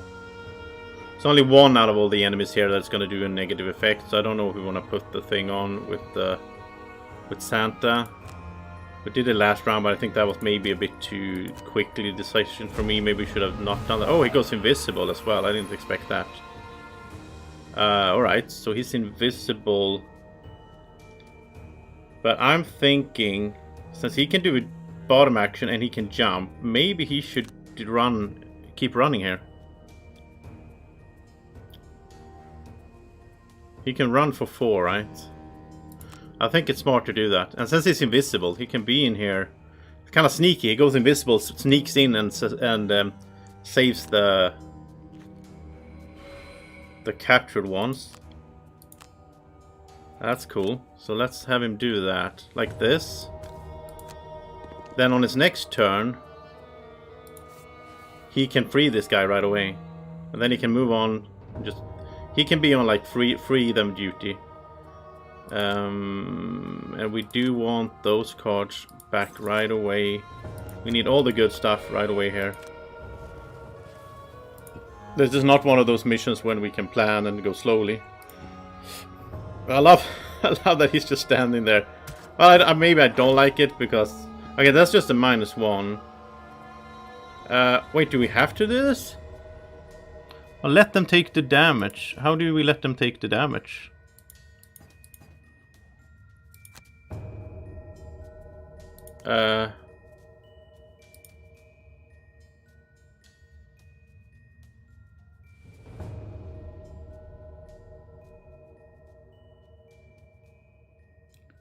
I don't understand what you're saying, Kwong, but a lot of times, I like you being here, Kwong, but a lot of times you're like hinting to stuff, and I don't like you doing that, because that's a little bit spoilerish. Like, I don't want to know what happens after this scenario. Please stop doing that, man, because for me, it's all about the immersion and, like, experiencing the game. I don't want to have someone tell me, oh, this might happen after this. That just ruined it for me, so please stop doing that. Anyway, I don't understand how I will stop the... I don't want to burn anything. So if we confirm here... Okay, receive the damage, okay. Can we see how... Oh, we can see how much damage it is, right? Oh, it's 6. Okay, we're gonna have to burn. Oh, it's 1 available. It's not 1 in hand. This said, burn 1 card from their... Oh, okay, so this is their... Yeah, it is their hand. Of course it is. I was thinking about cards that they have, like that they're about to use that round. Okay, this is not as bad then. We're not gonna have time to hand out too many of these, but I do like to move 4. Yeah, we're not gonna have time to hand out med packs, I think.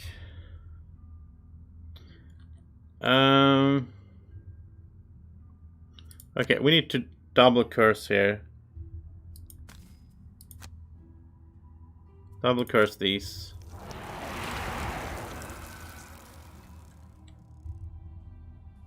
So, okay, that's 2.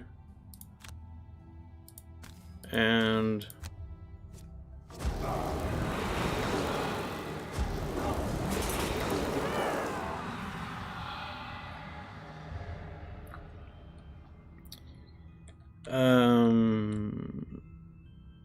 I mean, we can heal these as well, right? I assume. So that, yeah, so that's also a way. Like if someone gets really damaged, we can go up heal them before they die. Yeah, I guess. Birdie. We need to major stamina. Get Baneful Hex back, that's important. We don't need to heal anyone. We could make them go into a trap, but that's only mobilized poison. It's not that exciting. Who hasn't acted? Guard Elite hasn't acted. No, Guard Elite is oh, that's him. Well, actually, if we move them, then he might not. Thing is, if we move him here, he'll be immobilized, but he's just gonna smash this guy. If we move him down here, is he gonna be closer? 1, 2, 3. Yeah, he will be closer to Plague Herald instead. Because this guy goes at 99. Okay. That's cool. We can... I don't want him to go into the trap because then he just gets immobilized and can't get here. But this should save that one from an attack. If I'm doing this correctly. Could we do that again? No, you're gonna shoot at us. We can't reach the dog, sadly. So yeah, I think that's what we can do. This is like Plague Herald taking one for the team here. So that 5 attack would have been on that one instead. So we can block that a little bit. Yeah, I'm happy about that. Just save that guy a little. And there's a curse. Also, it's really good to curse them a lot here, because when they will attack the captives, there's a chance they miss, right? So that's also a reason to keep up the curses in this scenario. Well, I always like keeping up the curses, but maybe it's even more important in here then. Okay, so speaking of that, you need to do your double again. And you need to do your double on the bottom. He's gonna free this one. So what is he doing on the... Oh, he can do this on the bottom then. He can go invisible again. Oh, I like that. So he can go early. And then he'll do something on top that he doesn't care about burning. Not burning, just discarding. There we go. Can you keep... Yeah, I think we need to fight these. I'm worried about these two, though. They're just standing next to one of the hounds. That's the problem, right? So if he moves 4, he can get up here. And then he can free the one in the middle right away. That would be sweet. Yeah, let's do that. Because he can go so early. I love it with the Sawbone that he has those super quick cards. That is so helpful.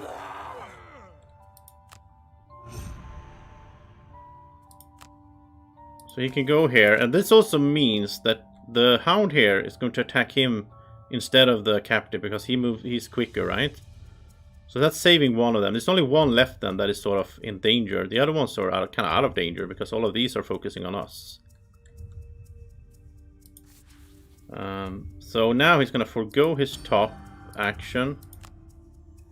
And this is also good, because this will add, by freeing him, now we added +1 to him, so he's gonna attack for 4 now instead. So that's also a reason to rush it, to quickly go up here and free them, so that he gets stronger. Then we can fight these guys.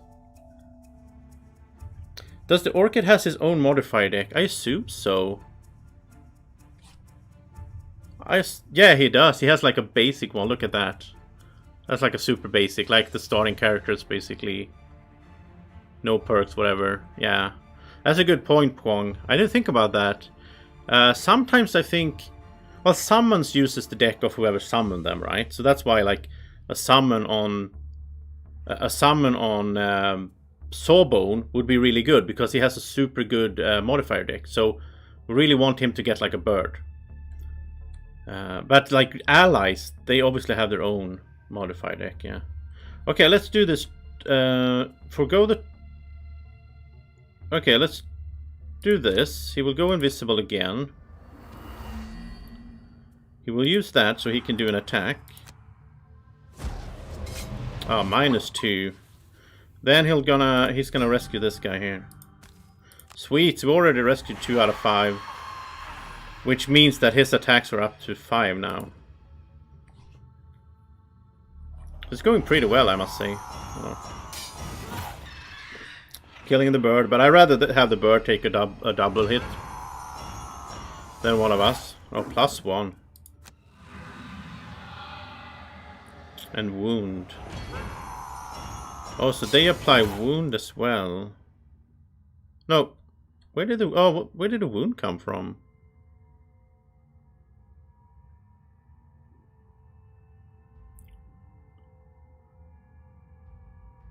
I don't know where the wound came from. Inex guard attacks Plague Herald. 4 damage. So why did he get wounded? Says nothing about wound in here. That's weird.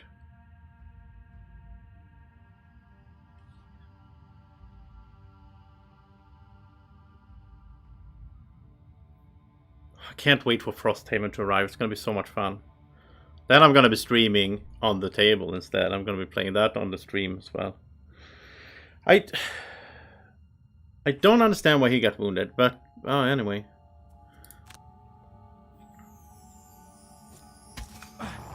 Oh, he was wounded last round. Okay, that makes sense then. Okay. 3 damage. He's going to have to take that. He still has 7. And there's only 1 dog attacking him. I don't want to burn cards if I don't have to. Stop hitting him, come on. Oh, now he's immobilized, okay. Plague Herald, we need to do something about your health here. This is not working out. You're standing there taking way too much damage. We need to heal you up, buddy. And let's also move a little bit so he doesn't stand in front of everyone.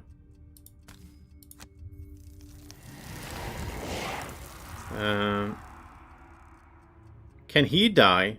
I think so. It doesn't say that Redthorn has to survive, right? I'm thinking they're gonna start attacking him, but in this one it says the captives can't die. So he can die, I guess. I don't care.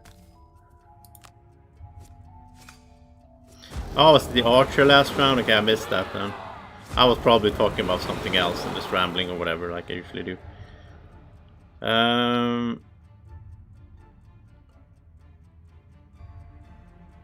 Yeah.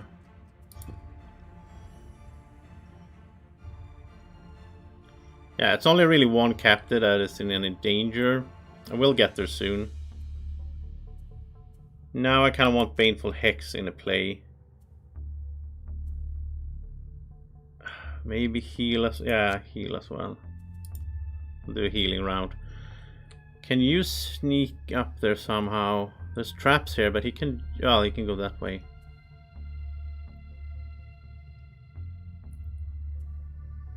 I'm thinking if he's... You know, he can do some strong stuff with his... Yeah, okay, so let's have him move 3 with Curse. This will... And then we have the one... This will be a 5 attack because it's invisible. On the Hound up there.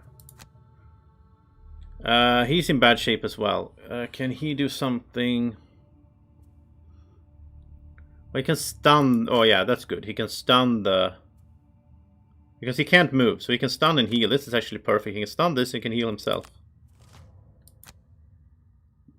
Here comes Redthorn. He should be doing a 5 attack now then. Oh, 6 damage even. Yeah, so you need to heal yourself.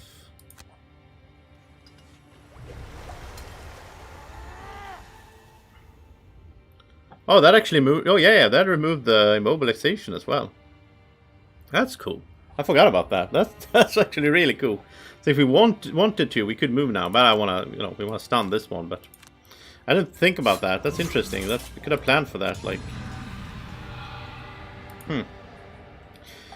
Okay, well, you're gonna move... Oh yeah, good that we healed first because of retaliation, right? You're gonna move up here. And now this is gonna be the last of the danger for the captives, because from now on they are only going to hit us, the enemies, so... This guy has 7 health, but it's no problem. He's gonna be safe, because this hound will from now on start hitting Night Shroud instead, right? I mean, we have this 14, 10, 10... I mean, we have a lot of stuff we need to do here in the middle, but... If we release these captive first, this guy gets stronger. And then we'll just fight them. And I mean, now they're just standing there retaliating. That's fine by me. It's like a wasted round for them, really. Here comes the hound. 4 damage, okay. Ah, that was bad. Why are you shooting? Oh yeah, it's equal distance and he acted first, okay. Okay, let's burn teamwork. I don't think we're gonna be able to gather up like that in this scenario here. Now he's wounded again.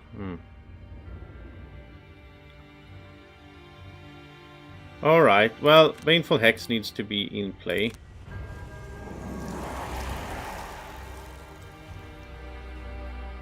No problem, Kwang. Just, you know, like, sometimes I remember stuff, because I played all this in the board game 4 years ago, and sometimes I remember something, and I'm like, almost about to say it. Oh, that's gonna happen, that's cool.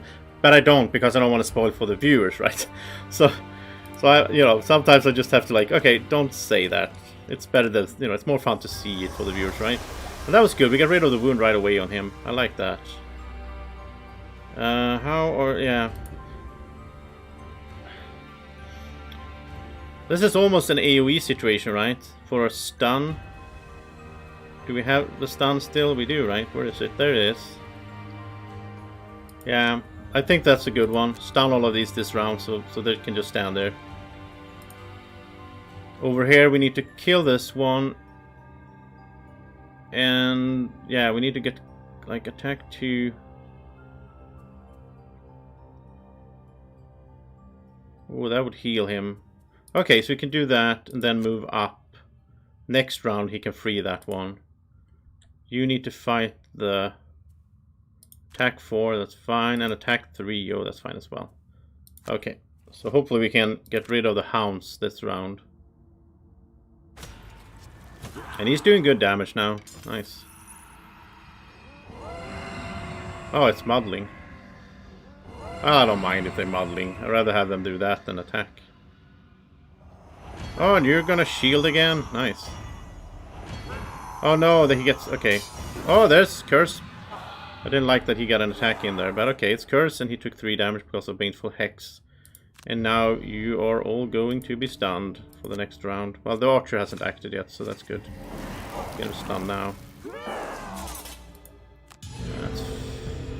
Okay, let's move up here. And let's also heal for 1 on the ally. And I'm still keeping my talisman, because there are more rooms in here. We might want to come to a room... Like, this is a big fight, but then we need to do the rest. So, I mean, we might need something later on here, so... Oh, this is good. Effect... Yeah, he can heal... Oh, I didn't plan for that. That's just how it turned out. That's perfect. Look at this. Kill that, and he can heal away the poison there.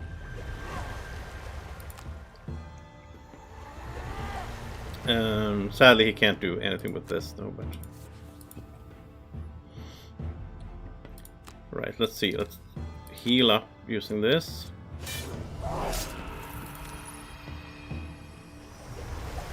And then he can move here, create darkness, pick up gold also. And we're gonna save you guys, no worries. We got you. It's no danger anymore. The danger now is that we might not be able to complete the rest of this thing. This is a scenario that I wouldn't like enjoy replaying, because, you know, it's quite a long one here, a lot to do. Okay, this is fine. Bunch of damage on them because they're poisoned. That's cool. You're gonna forgo your top. And you need to get into place to rescue another one. And he's doing good damage now. That's nice. So let's give a large pack there. I kind of like doing that because the thing is, in the long run of the scenario, I rather have Plague Herald get an extra turn and Sawbones getting 1 turn less because he burnt a card, right? Because Plague Herald is way better right now as overall as a character. So now we're going to... Well, there's nothing to loot. He can loot any. He can do that anyway, just to put darkness in, I guess. And then we forgo the top here to save that guy. He could have moved, I guess, but yeah, I don't know. Maybe that would have been smarter. +1. Here comes the wounds again. Yeah, a lot of wounds in this. I think we should have. If I knew that, I would have started off with Santa getting his thing in place so he could remove a negative condition at the start of every turn. That's true, we can play slow and steady now because the Orchid is gonna kill these guys. Well, more or less, I guess. It's gonna take him a little while, but... Okay, let's do this. So this is take a bunch of damage because you're poisoned. And that's also take damage because you're poisoned. Nice. I love those, like, it's just like, it doesn't care about range, it doesn't care about if he's even in the same room. It just happens. So good. We do need to heal him now, so we could do a large med pack now, I think. And let's have him move then as well. So we get closer to... I think we go to this room first. Before we go here, of course, because that's longer, so... short rest. I like that one, so let's redraw. And he's just gonna do that. And he needs a short rest. And he will forgo his top. So what is his bottom action then?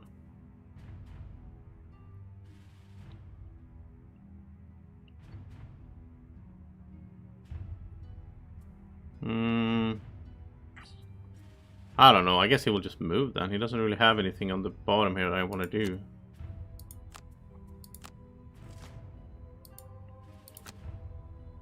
Does he always have one?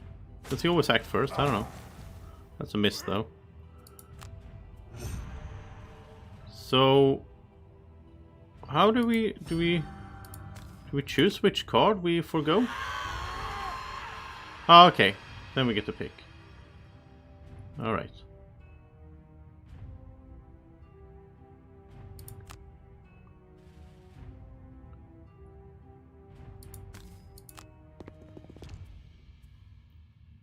Yeah, there's no negative ability there to remove. Okay, so he can just move 1. No. What? What? What? What just happened? Skipped? I didn't skip. Did I misclick? I must have misclicked. I'm like, what happened? That's weird. I did not intend to skip that action.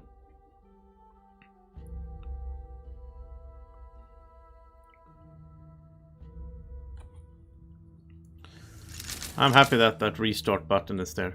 Because the thing is, I mean, some would say, well, it's like cheating or whatever. But the thing is, I feel like that kind of fixes, you know, you can fix mistakes.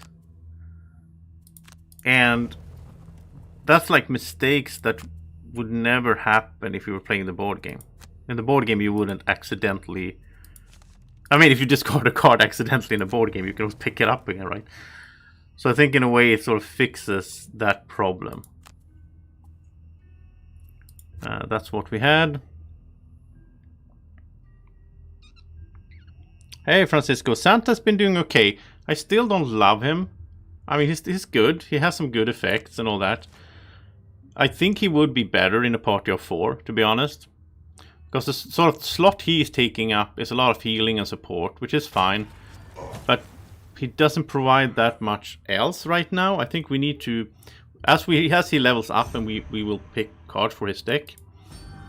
I want to focus more on him getting good attacks, because right now what he can do is not sort of, yeah, it's good, but we also have, you know, this guy is mostly cursing and all that at the beginning. Now we have the Night Shrouding now. That sort of is doing a bunch of damage, right? But then I kind of want to have the Summoner in at some points as well. So I think overall on healing we are fine. So I think what we should do is tune him a little bit more focused on attacks instead of support. But he has some cards that are like attack 4 and remove all negative conditions from adjacent allies. That's like support and attack in the same card. It's awesome. Oh, that was bad. Oh, that was bad. I don't like that. Okay. Yeah, he really needs to heal himself. And now he can't move anywhere. I was planning to have him move, but okay, let's heal then. And then attack here. I wasn't really planning to do it that way, but okay.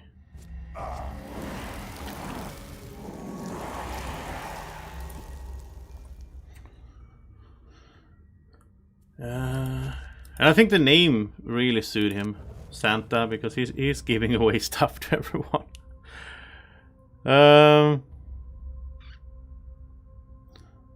Yeah, but I know about the wound, but then I would have to go backwards. I don't know.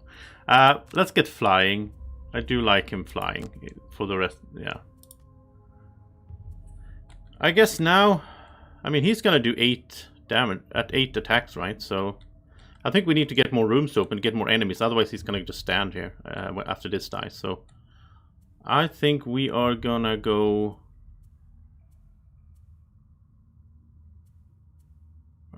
That's okay, I guess. Because they get disadvantage on him. This guy kind of needs to just heal up. He can't heal himself for 7, sadly. That would have been sweet. We're gonna long rest him, so he gets rid of the wound and gets to heal. Oh no, wait. I guess he only has 2. Yeah, we don't have time to do that. We don't have time. Okay, let's do it this way then. He can go after Darko and give him shield. That's fine. Exactly. Now I want the little orchard guy to move. Now that he has a bow. If he had a bow in the last scenario, that would have been sweet. There you go. But I don't like thematic disconnects in games. And I feel there's a lot of that in Gloomhaven, sadly. That's one of the few negatives with Gloomhaven. Like, if the narration says, oh, he wants to go in and take revenge on his family, and he wants to kill all the Inox, and then like, oh, he doesn't have a weapon, he's just running around. And then he's like proud, and then he's saying, oh, well, I'm gonna bathe, and I like take their blood and put it on my face, I got my revenge. I'm like, no, you didn't, you were just running. I don't like that stuff. Like, that's sloppy story writing, in my opinion, if I'm gonna be a bit critical.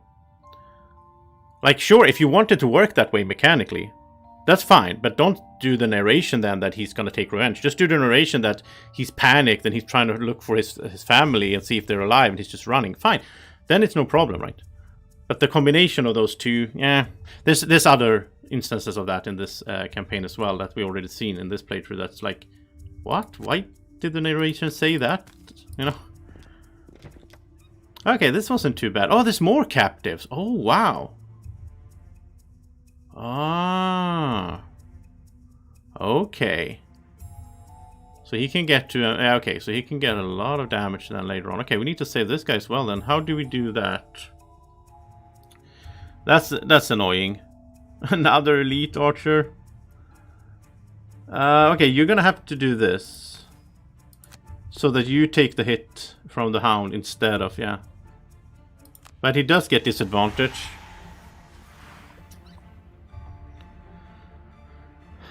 I think is his name Blackthorn? Redthorn. Okay, it's another color. Yeah, we're gonna have to take... well, he has 12 health. I guess maybe we didn't have to, but... and also we can do this. This is gonna be sweet. We can give him shield too. So he's fine.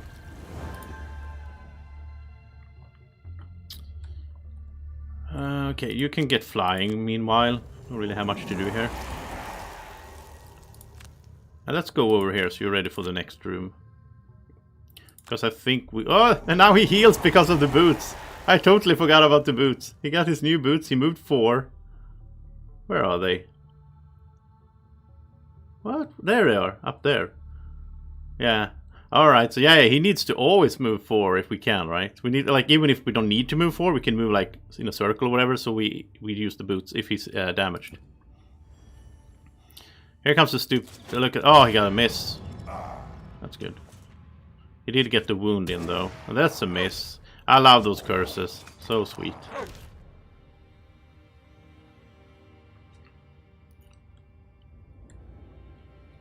Okay. I think he's gonna open up, get ready for next room. This guy will come in here, start fighting. These two will kill there and save him. It's gonna take a while for him to get up there anyway. So it might be a little bit risky.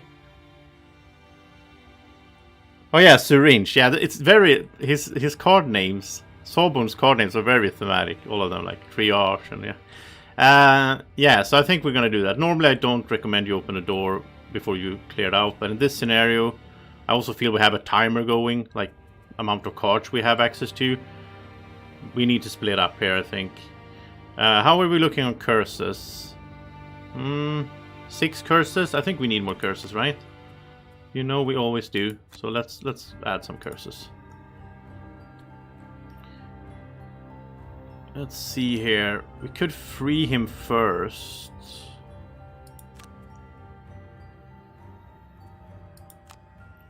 Wow, that's probably fine.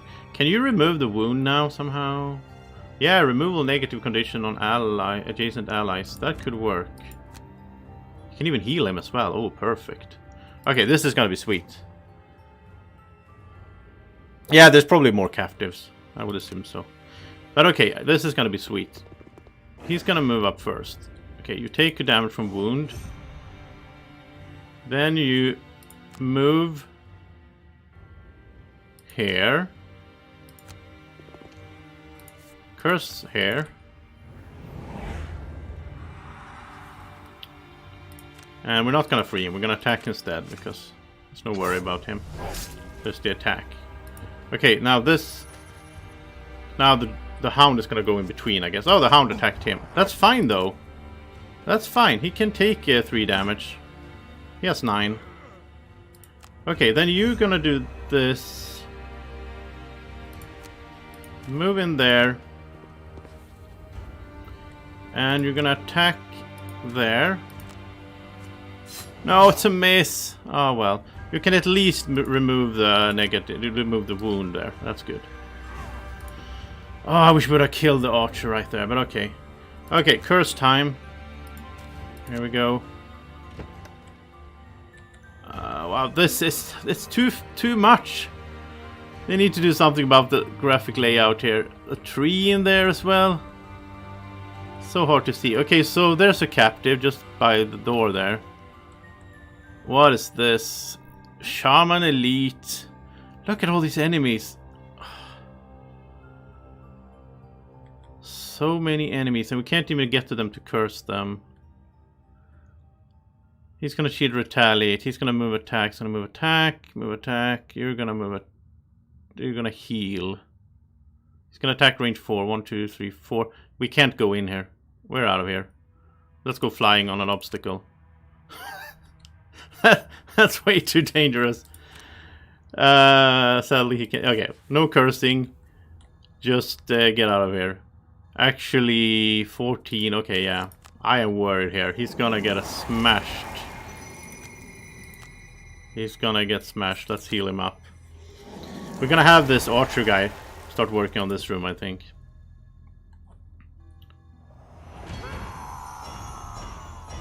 I'm not that worried about this guy down here. I don't think they're gonna get to him this round.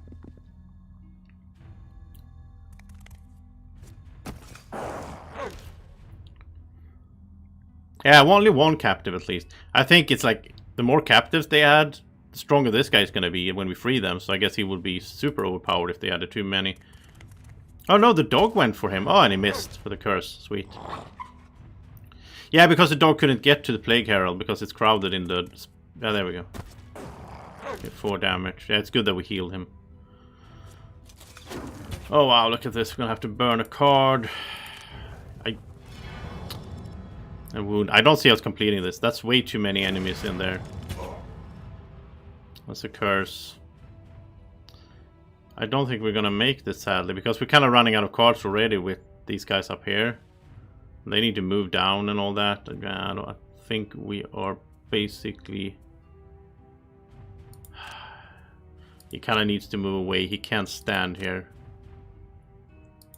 Yeah.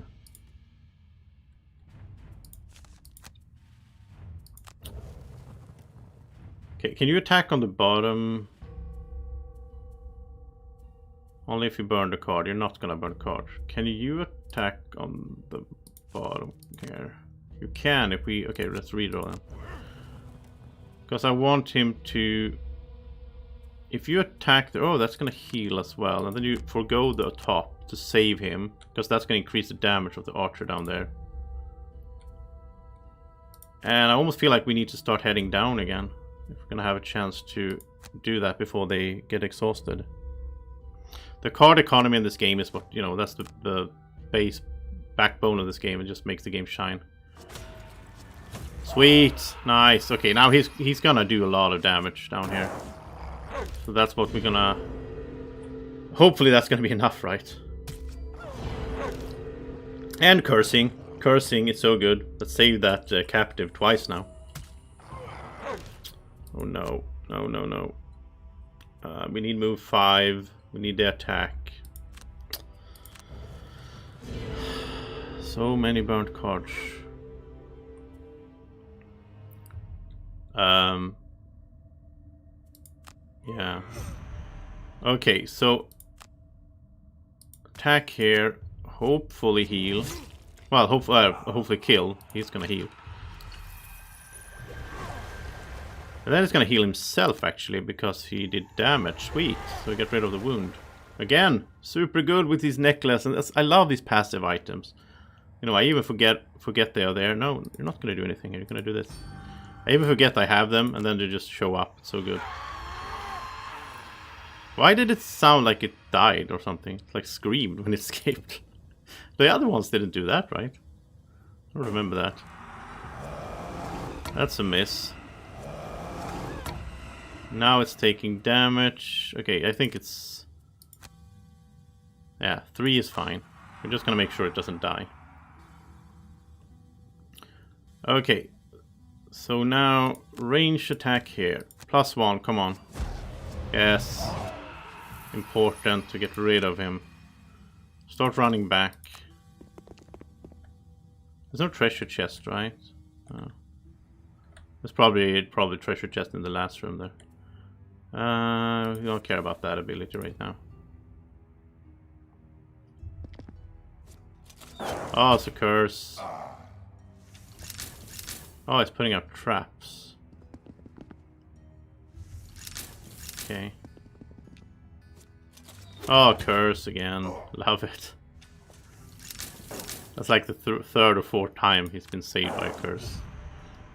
But they're running out of curses. They only have 2 now. Okay, so attack someone.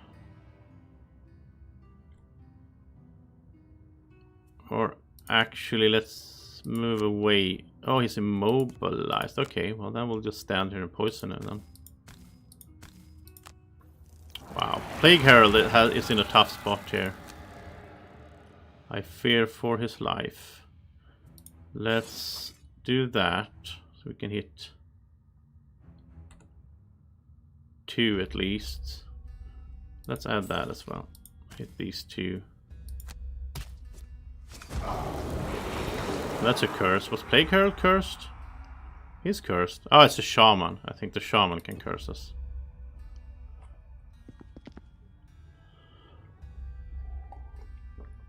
This is a hard room here. We're gonna have to short rest. Like, he's wounded and everything. That's fine. Yeah, I think he will just... he will just try to curse them, because like even if I don't know, I don't think he can get into range to do anything. Range 3, there's a trap there, but he can jump over. He could probably shoot that guy then. Muddle him. That's wound range 3 though. I'd rather have wound than muddle. Okay. Yeah, this guy's not gonna do much more here. He's never gonna get down here, so I think instead, I think it's smart to not try to do that. We can do 5, I guess, but 1, 2, 3, 4, 5.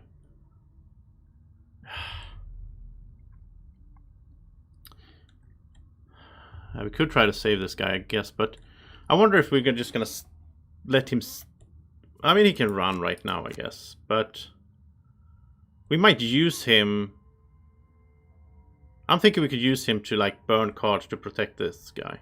Like that's what, you know, he could be his final support actions, because well, he has a move 4. Okay, let's have him. Let's see if he can run then. Come on, you need to do super 9 damage. Okay, 8. He needs to do all the damage right now.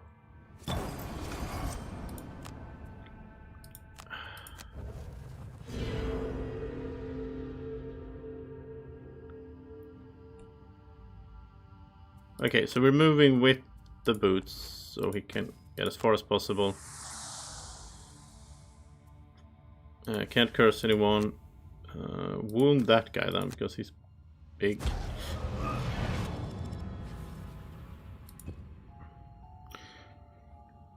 I'm worried that there's one more room. I think we have a chance to do this room. Oh, look at that. That's terrible as well. Oh, another curse. Love it.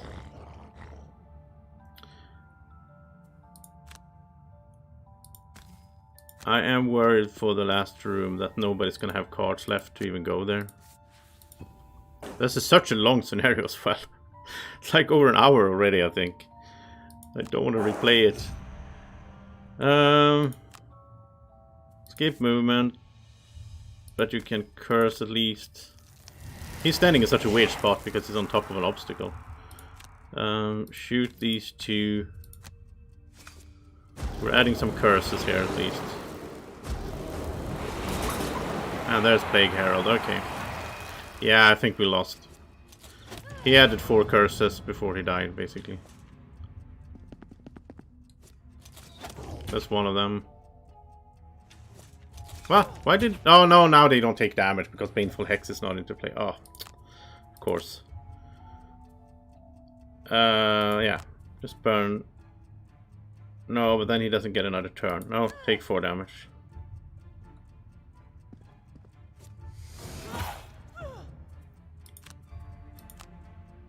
You can take 2. Wait, is it wounded? Yeah, it is. Then it's okay. Then we're gonna have to. Yeah, we lost. I thought we were pretty. I mean, we should have saved this guy because now we're burning cards because he's taking damage. Maybe we should have just gone in there, saved him right away, right? Then moved out. Then I don't know. Maybe moved in all 3. Maybe just have 1 go up here or something. I don't know. We have to kill everything as well. It's not like we can just go save them and then keep running, right? We have to kill everything. That's the thing.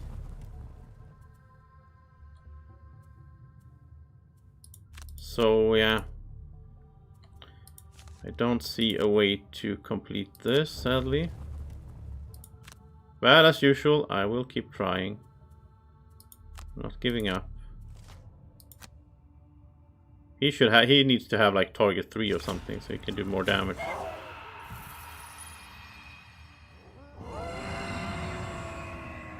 Good job, Hound. He's muddling the captive.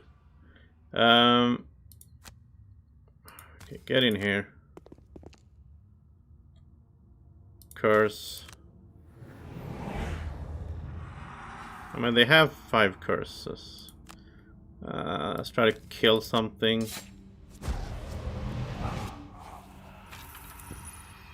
He still has his health potion as well. Well, he's gonna need it. Look at this. Oh, there's a curse. -1. Yeah. Yeah, we're burning way too many cards to save this one, so that's where it failed, really. I think we were doing fine in the first room, and here as well, maybe. The fail was that I let him be. I didn't think they were gonna go for him, because we were here. I thought they were gonna go for us first. If I had spent some time really like looking at it and trying to calculate what's gonna happen, then I could probably have figured it out, right? But yeah. It is what it is. There's a stun. We also don't need to do this scenario, or like redo it right away. There's other things we can do in the game, so that feels good. I don't like redoing the same scenario back to back if it's like 90-minute scenario, right? You're gonna have to take the wound damage, buddy. That's fine. You can survive that.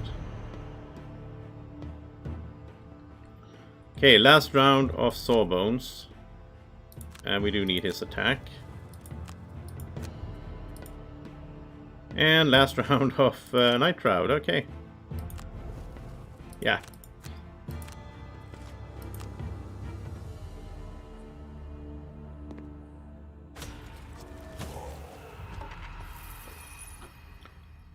Like, he's killing one enemy on his turn. Like, all the time it seems now, but it's not enough, basically. Not the way I mean, there was so many enemies in here as well. I didn't, expect that. So, once we open this door, we really need to be ready with everyone going in, not just one guy at the door there taking all the damage. That's when it failed. Let's remember that for the next time. That was the crucial mistake, I think. You can loot here, I guess. Get some gold.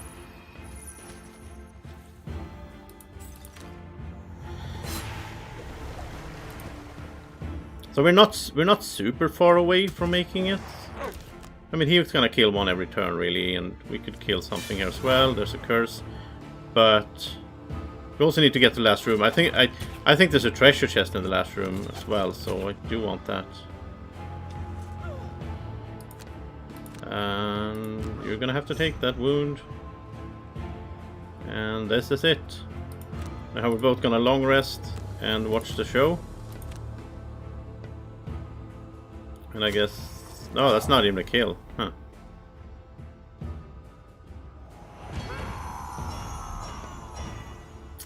Oh well.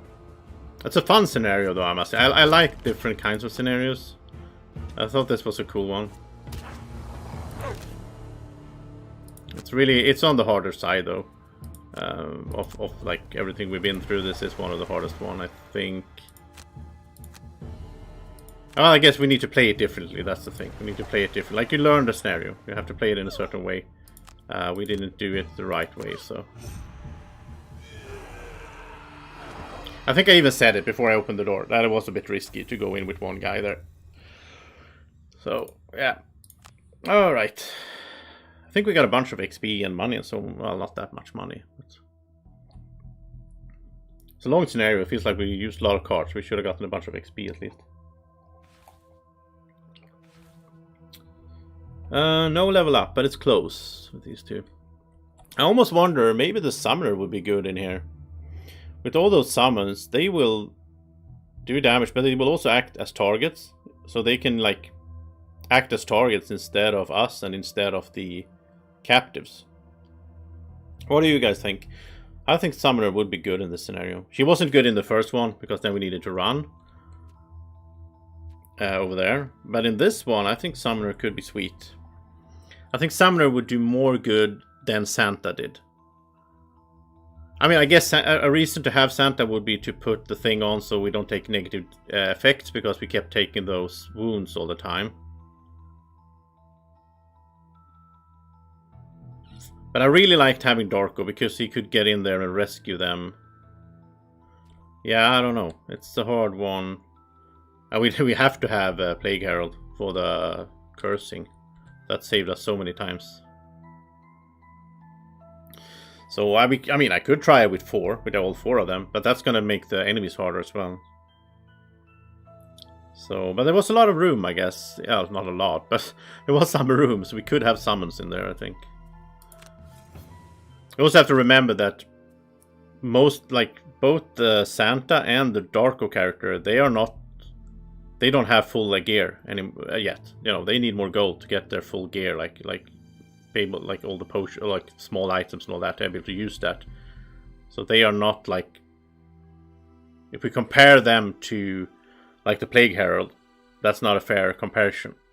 So there's a guy that wants to sell us food. We are going to do that because it blesses us. That's 3 gold each. That's also a good thing, I guess. I mean, if we went in there blessed, that will also help. Alright. Alright, what are we doing? I want to do one more scenario today. I don't want to redo that thing. We have the other one. This one. Kill the Dark Rider. Could try that. And that's also Red Thorn. It's also gonna join us there.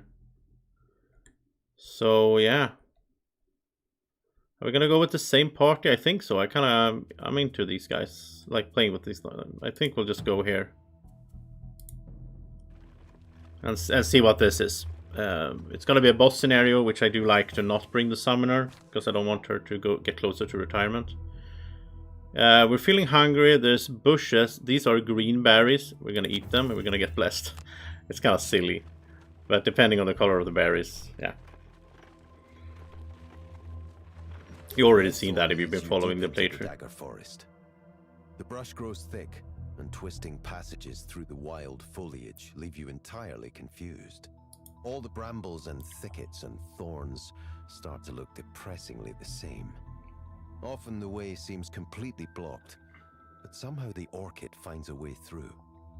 Eventually, a fine grey mist begins to permeate your surroundings, and you come across a dismal, dead clearing. This was once the heart of the forest, Redthorn whispers. Unreachable by any normal means. Safe and perfect. And then it came. Now this place houses nothing but horrors and nightmares. The orchid looks down at the black earth.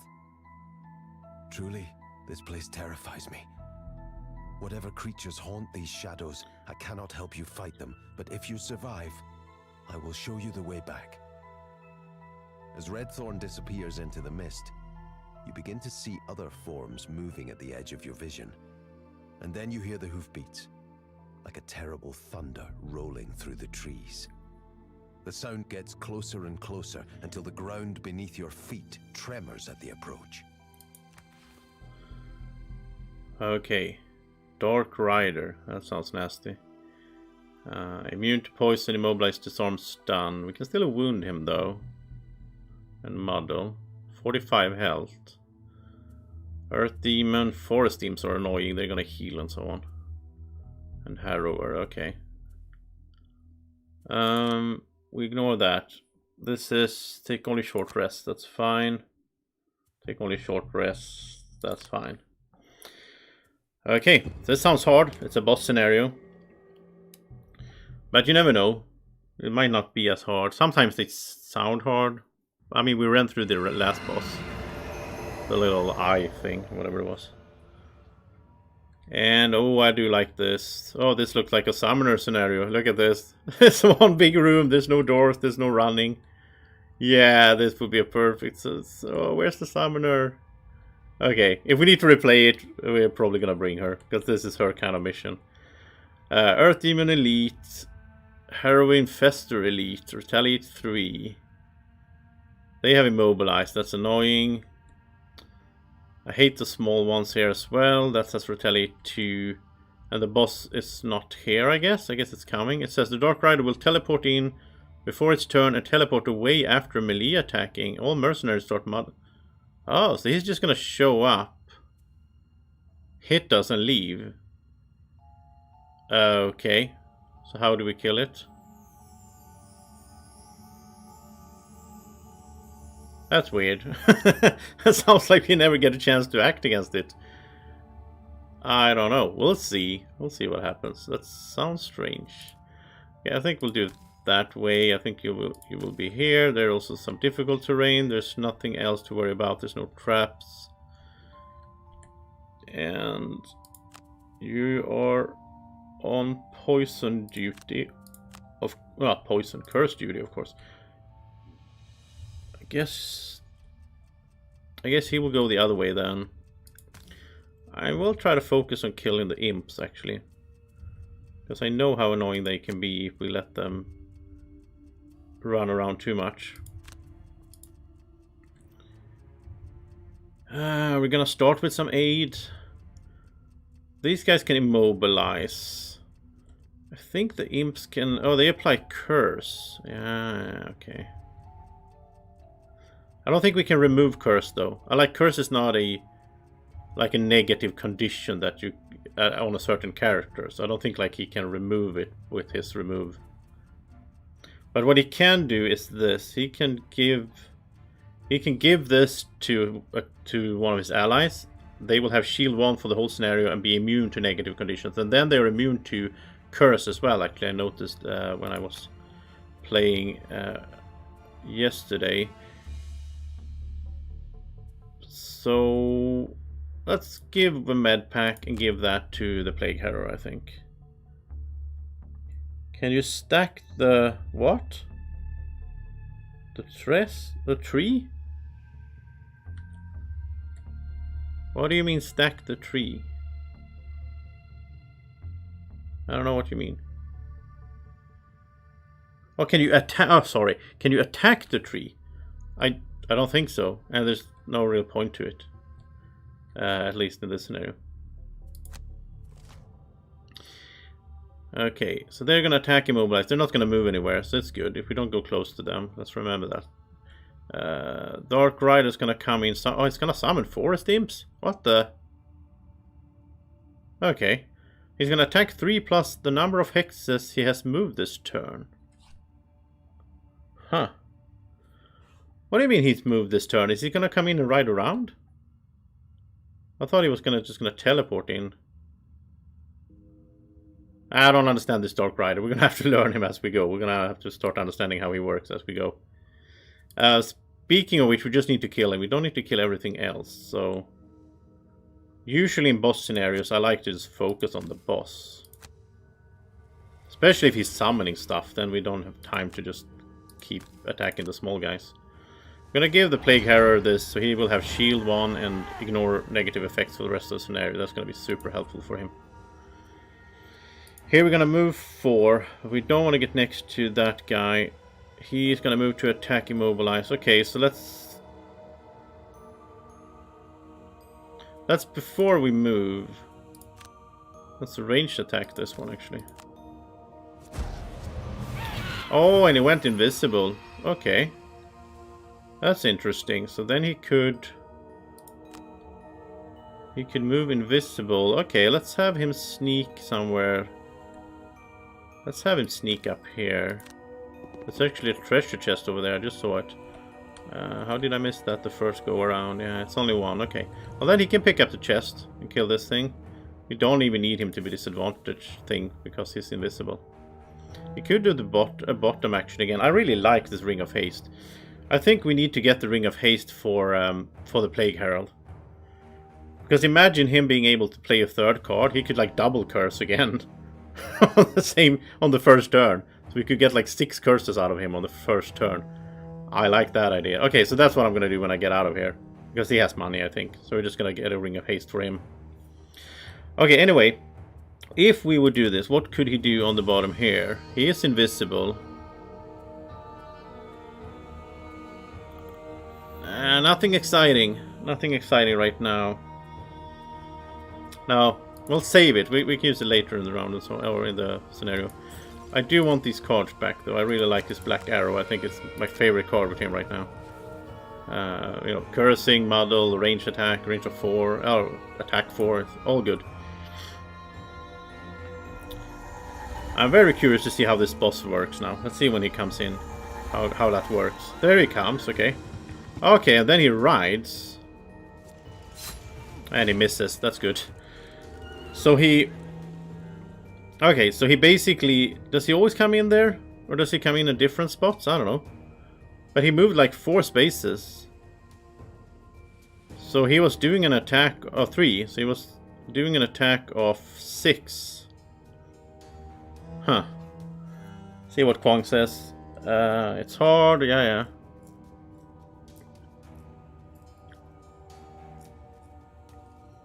Oh, does he show up on different sides then?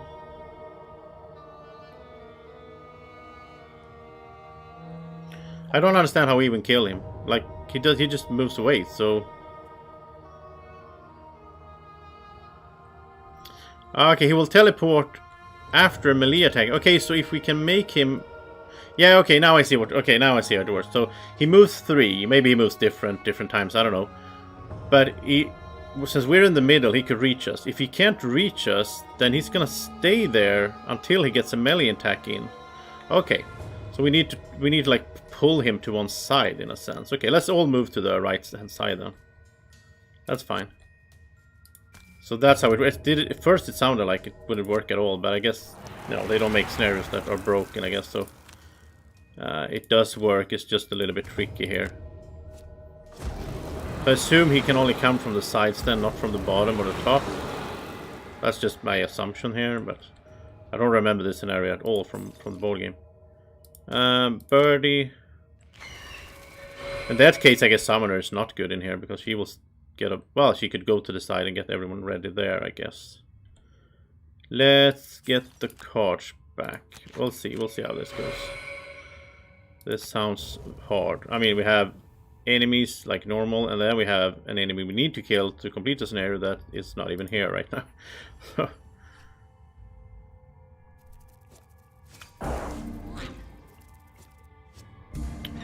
Oh, it killed the bird right away. That's sad.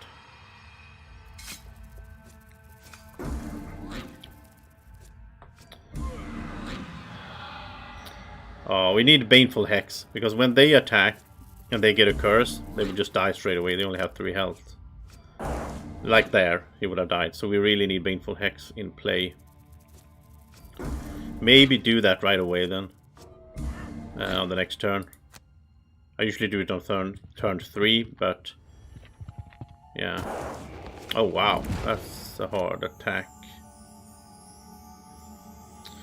So let's do Baneful Hex right away, and let's just double curse.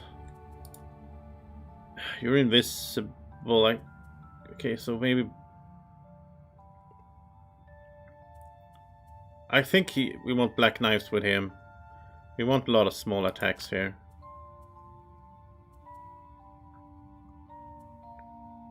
And I'm gonna take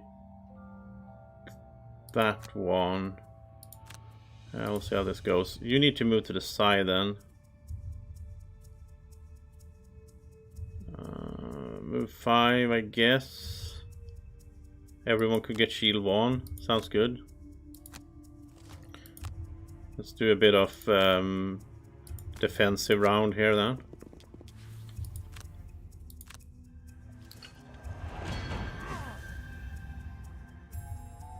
I don't really have any good stun options right now.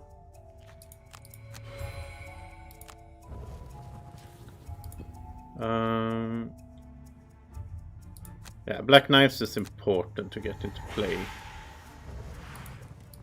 And I also want this.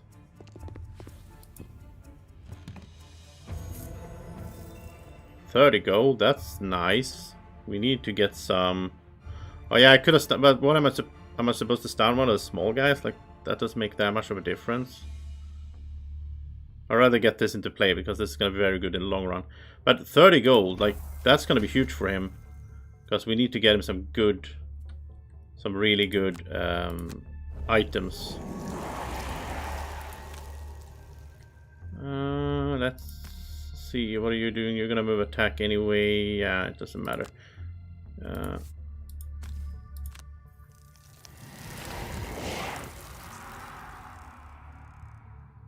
gonna move 3. He's gonna move 3. He's gonna, yeah. I don't see us like avoiding any attacks this round. At least we have the shields. That's something. Curse and Baneful Hex is in play. Nice. And again, and this is gonna die. Yeah, that's why, you see, you need Baneful Hex. That's like, we have to have it. -2.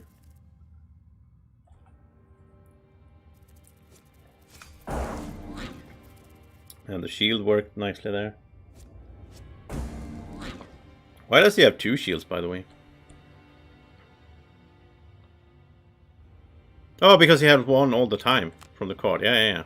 Plague Herald is gonna be a tough guy this scenario.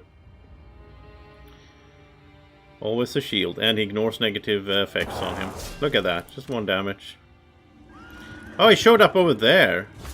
Okay, then that strategy doesn't work, Kwang. He doesn't show up on the sides only.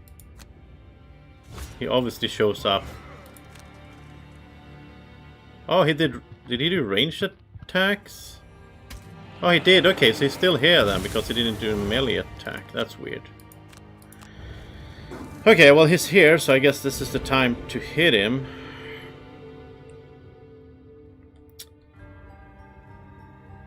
With something. I mean, you can attack. I still want him to just curse a bunch.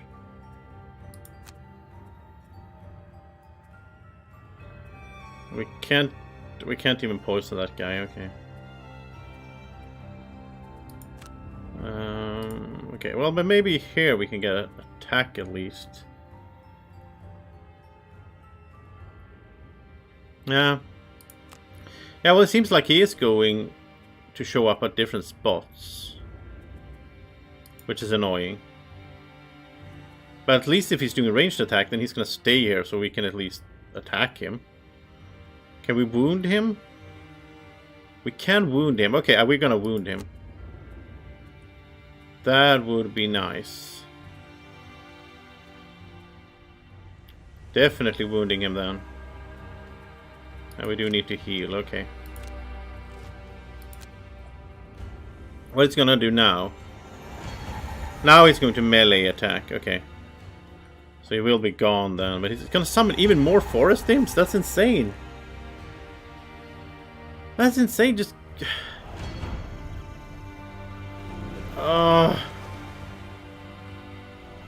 It's more and more forest imps.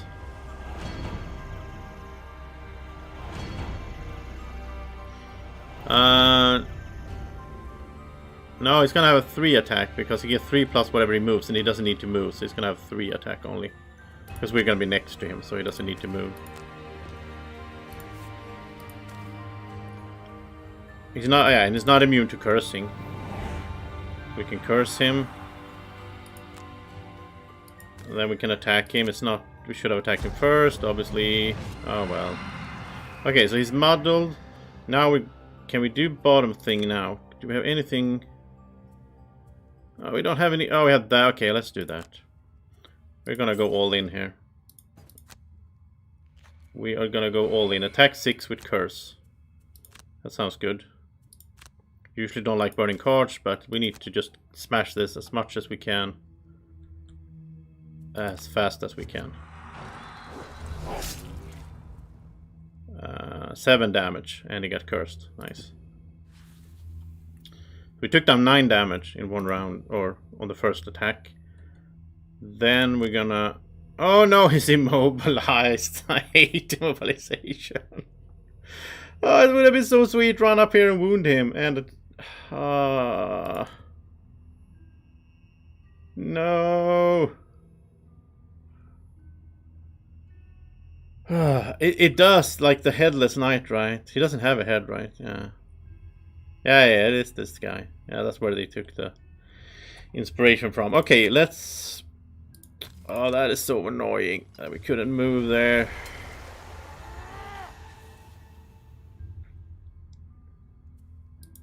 I'm sorry, Lister. Sometimes it's there is like a delay on the stream, and I try sometimes to wait a little bit to give you guys a chance to chime in, but I can't do it all the time because then the stream will be super slow. So sometimes I don't get your advice in time, so to speak. Okay, well, what are you gonna do then? We're gonna try to kill these big ones, maybe. He's gonna retaliate a lot now, though. I kind of like the idea of not focusing too much on the on these enemies, just because we just need to kill the boss, right? But curses is always good. Healing away that is good.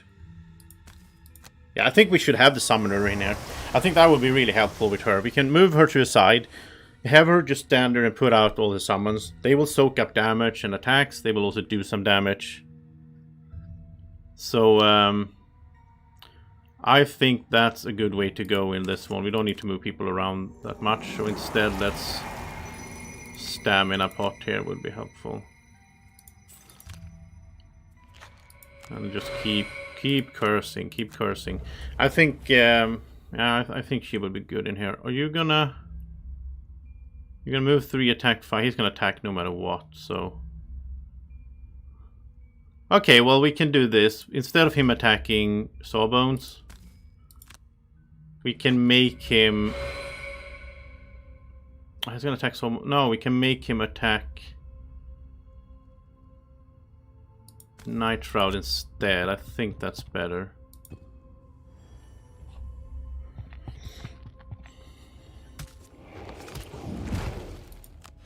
Because of the mobilization. Night Shroud can stand up there and be mobilized and still do some good. It's even worse if we get it down here, I think. He can do... Wait, could he do invisible now? That would have been sweet. He can't go invisible right now, okay. He can heal using that. And they can have disadvantage when they attack him. I guess that's the best we can do right now. I think he needs to move down as soon as possible, so we have everyone on the same... in the same place. We should stick together in this one, I think. We could give a shield...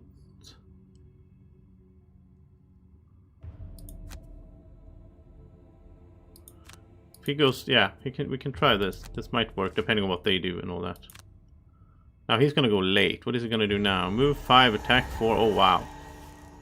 So he could do an attack of 9 now, depending on where he starts. Oh, 9 damage. Come on.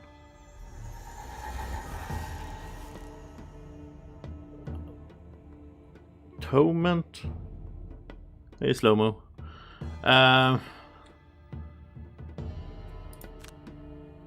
Okay.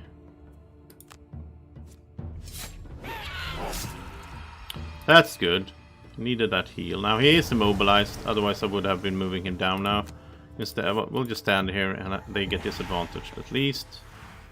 We can heal him up. Lister always wants us to stun, but I don't know where we would do that. I don't really have any good stuns right now. So instead we're just gonna curse. Oh, an extra curse. Never say no to an extra curse, right? They're up to a bunch now and they're gonna get even more.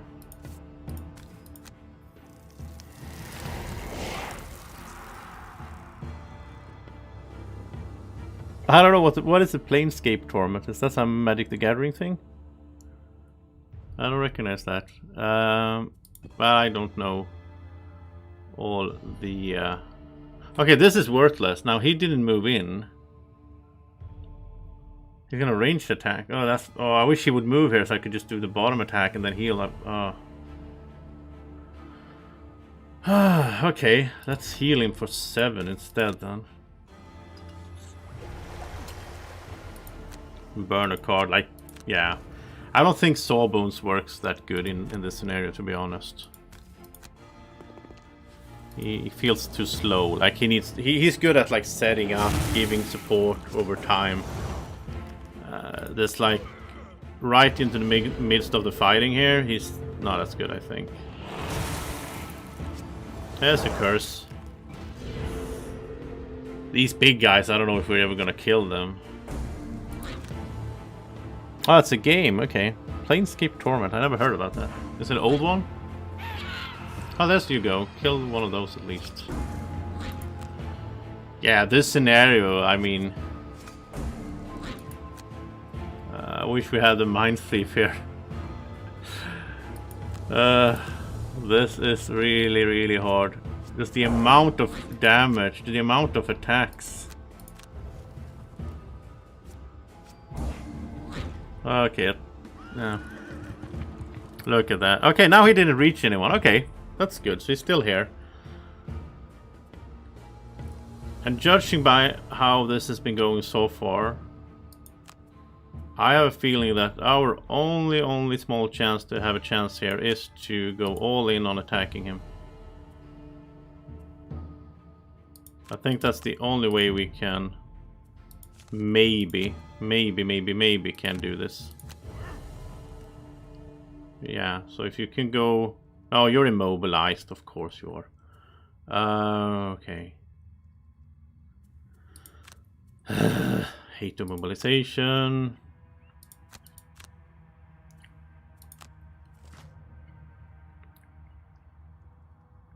Okay. Is it an old game? I would just guess that it's a game that is a bit older, which would mean that I probably played something else when it came out or whatever, and I missed it.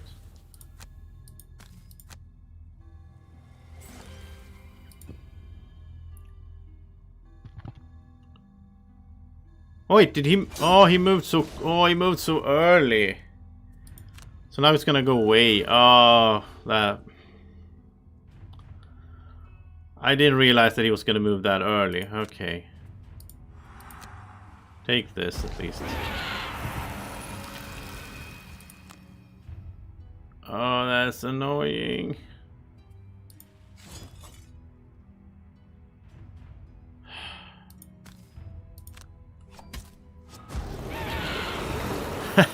Plague Herald can do some damage. He can do some damage. Look at that. He just killed 4 things in 1 round. And he's immobilized. Okay. Okay.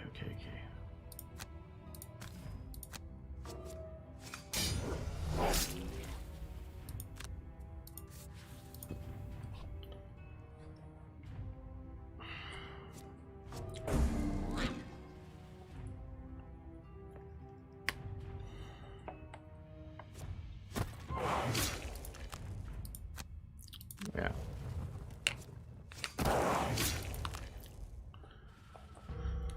I wish we had some really strong tank or something in here, because all these small guys taking so much damage over and over. It's not pretty, and keep getting immobilized. Okay, what are you? Yeah, we can't see that yet. Can heal him, I guess.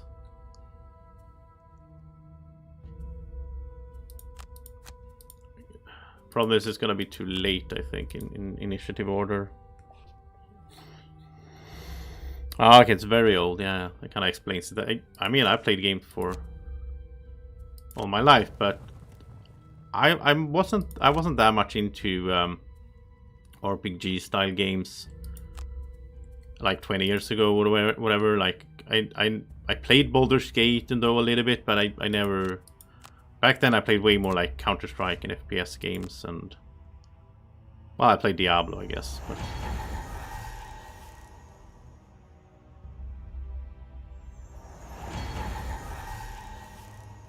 then I got old and slow in reflexes, and I had to stop playing those kind of games.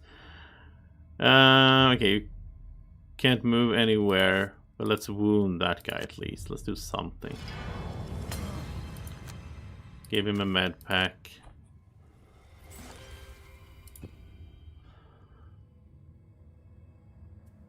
And let's try to kill this one. Okay. That's progress. Well, I guess you can't move anywhere. Oh yeah, should have done that first then. Okay. I keep forgetting about the immobilization all the time. Ah, miss. But I mean, just the fact that he's summoning forest imps. If nothing else, you know. I didn't play Quake and Unreal though that much.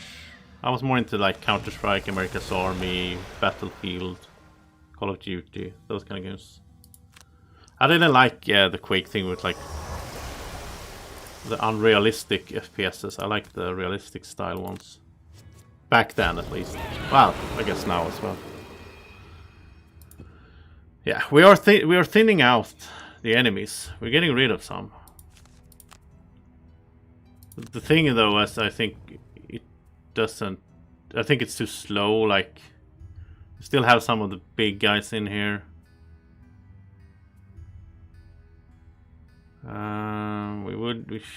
I would love more curses, so let's just go for more curses. Are you not immobilized now for once? Okay. You can move out of there. I don't like him standing up there alone. Yeah, so let's have him get out of there. Let's have everyone gather around here. This is last round of Sawbones.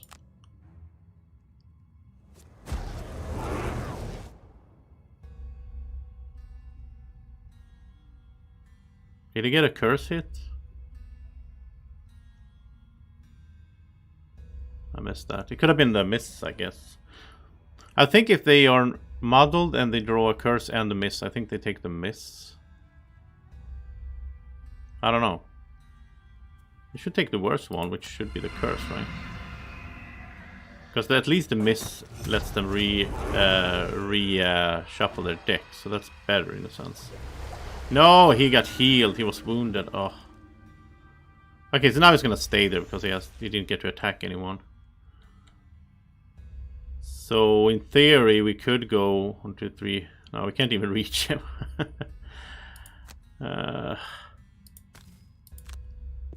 Can't even reach him. Oh, did the boss get a curse?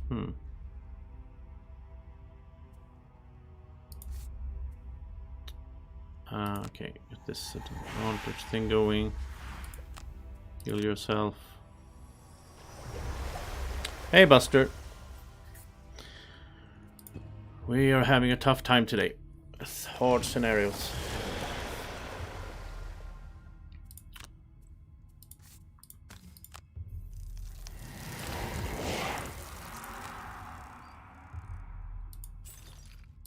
Let's add that. Maybe we can kill one of these. Almost. Sort of. Okay. There we go. Get some curses. Come on. Yeah, take it. Stupid little forest imps. 3 dead by cursings. 4. Oh, nice. No more 4. Well, there's some new ones up there, I guess. But it's weird, this game. All of a sudden it feels like, oh, well, then maybe we have a chance, which is just stupid. We still have a 21 elite here next to us, and this guy is coming, and we need to kill the boss. So it's funny how you, for a second there, you feel like, oh, well, maybe it's doable. 1, 2, 3, 4. Okay, we can get an attack in on him at least. Yeah. I don't want to burn the card.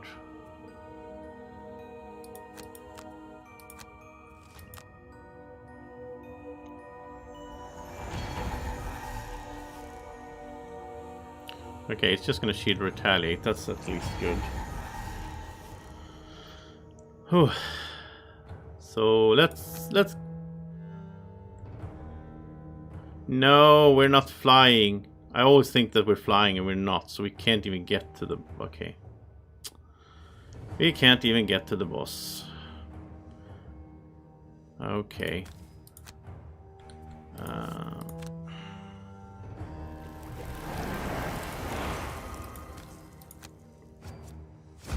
There we go. Yeah, so it's clearing up. Don't have that many enemies in here now. I mean, these stupid things are gonna heal the boss as well, right? Now they strengthen him. And over time they are gonna heal him, so...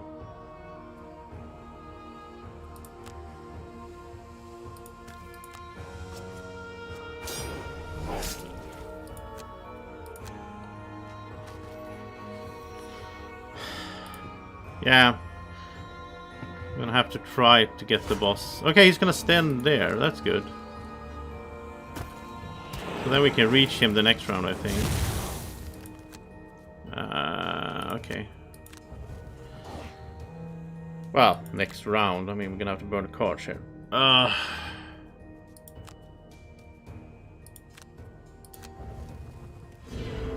And immobilized. Okay, so we're not gonna reach him with him. Okay. Can you do some damage to the boss at least? Yeah, you can.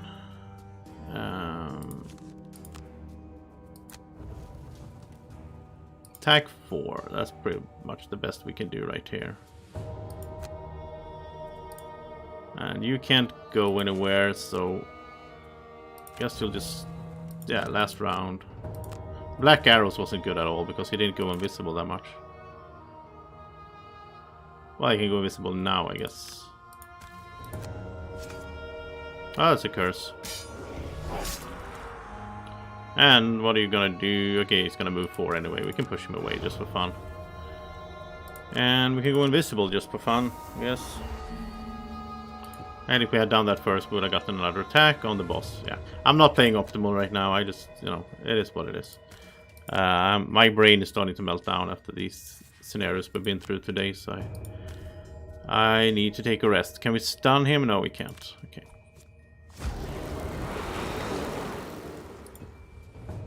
So yeah, I mean, there's ways to do this way better than I have done it. But still, it's still gonna be a hard one here for sure. Even if we do everything perfectly. But I think definitely we should have the summoner in this one.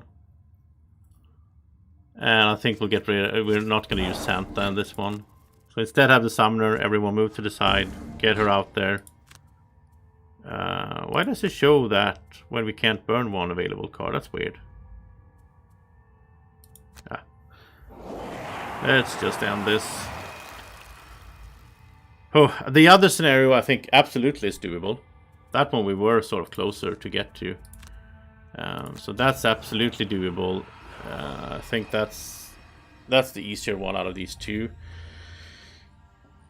And I wonder why I don't remember this scenario. I should remember it because it's a tough one and it's a special one, but I don't remember it at all from the board game. So maybe I just completed it the first time I did it or something. Somehow I have no idea where I was at that point, which characters I had or anything. I do remember the Mind Thief being awesome even back then.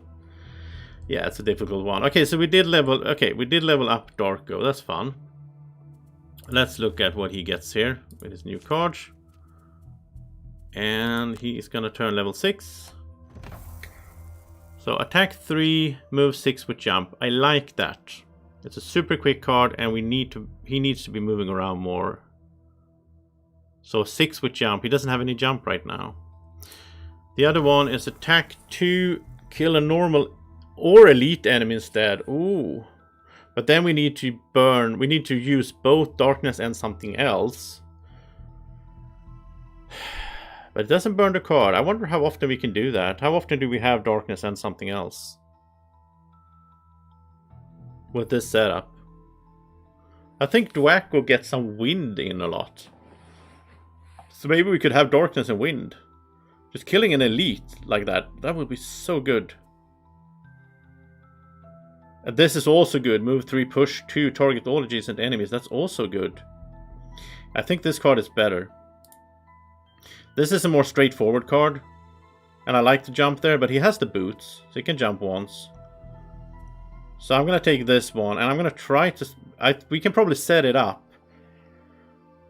the round before. So we get... Okay, we're going to take it first. Because otherwise we can't move out of this. I want to look here. A good way to set this up. I mean, like these two. If he goes flying on the same round that he's doing... No, that doesn't invoke dark. Okay. But if he goes here, like move 2... Okay, so if he's doing this, for example... Yeah, maybe we should get a potion then. But anyway, he could do this. So he can shoot up there, attack 4, range 3... No, he can move here. Move 2 with wind. Then he can shoot here, which he always does because I want to curse anyway. That would mean we would have, and if he goes before Darko, then we would have both wind and. Also remember, a lot of enemies will put things in the air. You know, the demons and all that they will put stuff in the air. So the chance of having both darkness and something else at the same time is not that bad, I think. I don't think that's too hard to accomplish, and that would be awesome. And if nothing else, we can also do the move 3 push 2, push them into traps and so on, which is also good. What do we get rid of then?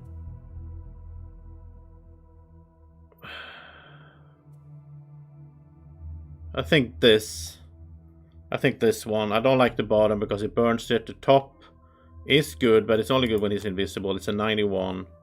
We'll replace it with another 90 there.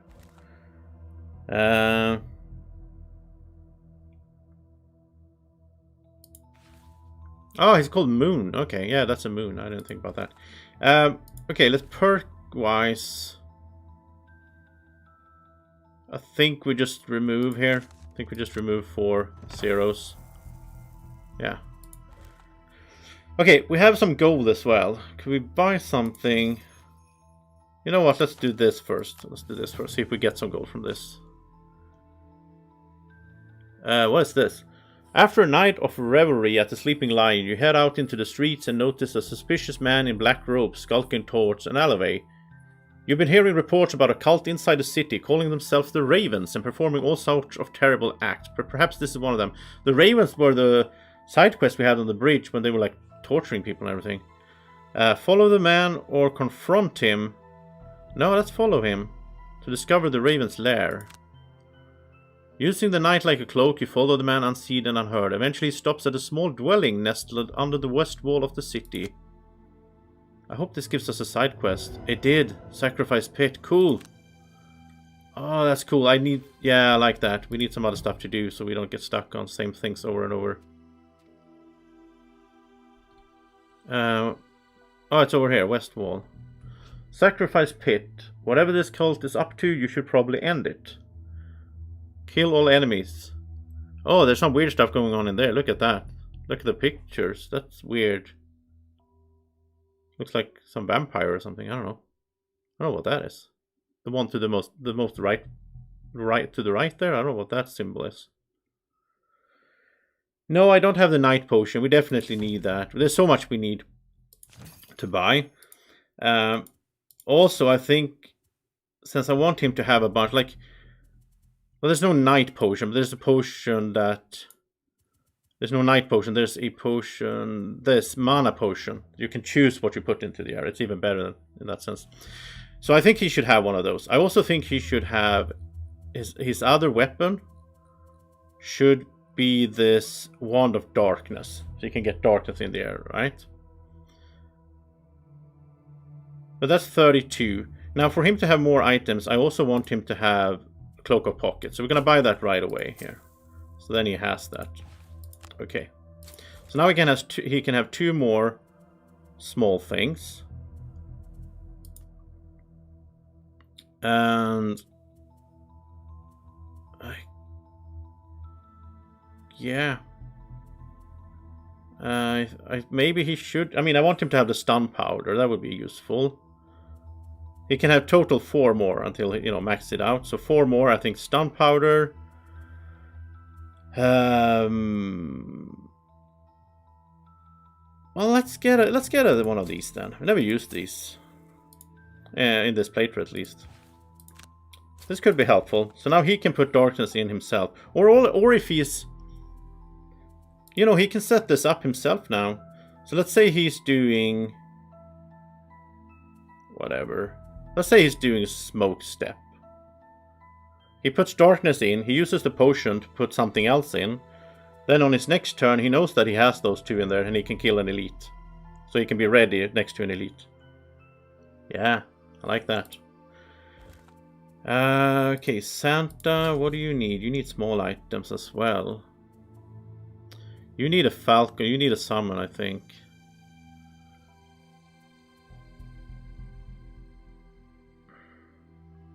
Yeah, there's so many scenarios, like all those side quests and What does Santa need? He might... I don't know if we talked about this. I mean, I really want him to... Yeah, I really want him to have this dagger. Because he needs to get better. He needs to do more damage. And he has a bunch of cards that are about, like, aiding and all that. By having the dagger, we can use this card for an attack 3. That's not bad. I mean, there's a lot of cards that are like attack 3, right? So, and he also has a super good modifying deck, so that could easily become a +2, and that's an attack of 5 on a basic card. So yeah, I like him having the dagger. That's going to be helpful. For Dwacko, I really want Dwacko to get one of those rings. Because, you know, yeah, that would be sweet. That would be 6 curses in the first round. So that's 32. He has 30, but he needs to sell something. He needs to get rid of something here. I think the minor power potion isn't that good. At some point, I would like them to have a major power potion, but scroll of healing, maybe not. It's not its thing either. But let's wait, I'm clicking the wrong things. There we go. Sell. Let's get rid of the minor power potion. And then let's buy the ring. This is gonna be so cool with him. Like, I didn't love this character already. Look at this. He can curse for 6 in the first round. Then he can, you know, he has the empowering talisman. He can get the ring back as well. So he might use it later on as well for something else. He has a lot of good stuff on the bottom right. Well, he has a lot of move. There's the curse. And that's immobilization. Poison is good as well on the bottom. There's another curse, right? And he can heal at some point. He can do that on the bottom. Okay, I'm gonna paint you a picture here. What if he, on the same turn, he can start off with the top pair, attack 1, range 2. He can poison a bunch of enemies. Okay, then he can move and curse on the bottom. Then he uses the ring, and he can pull this, and everyone with poison suffers up to 4 damage if we have the right thing in the room.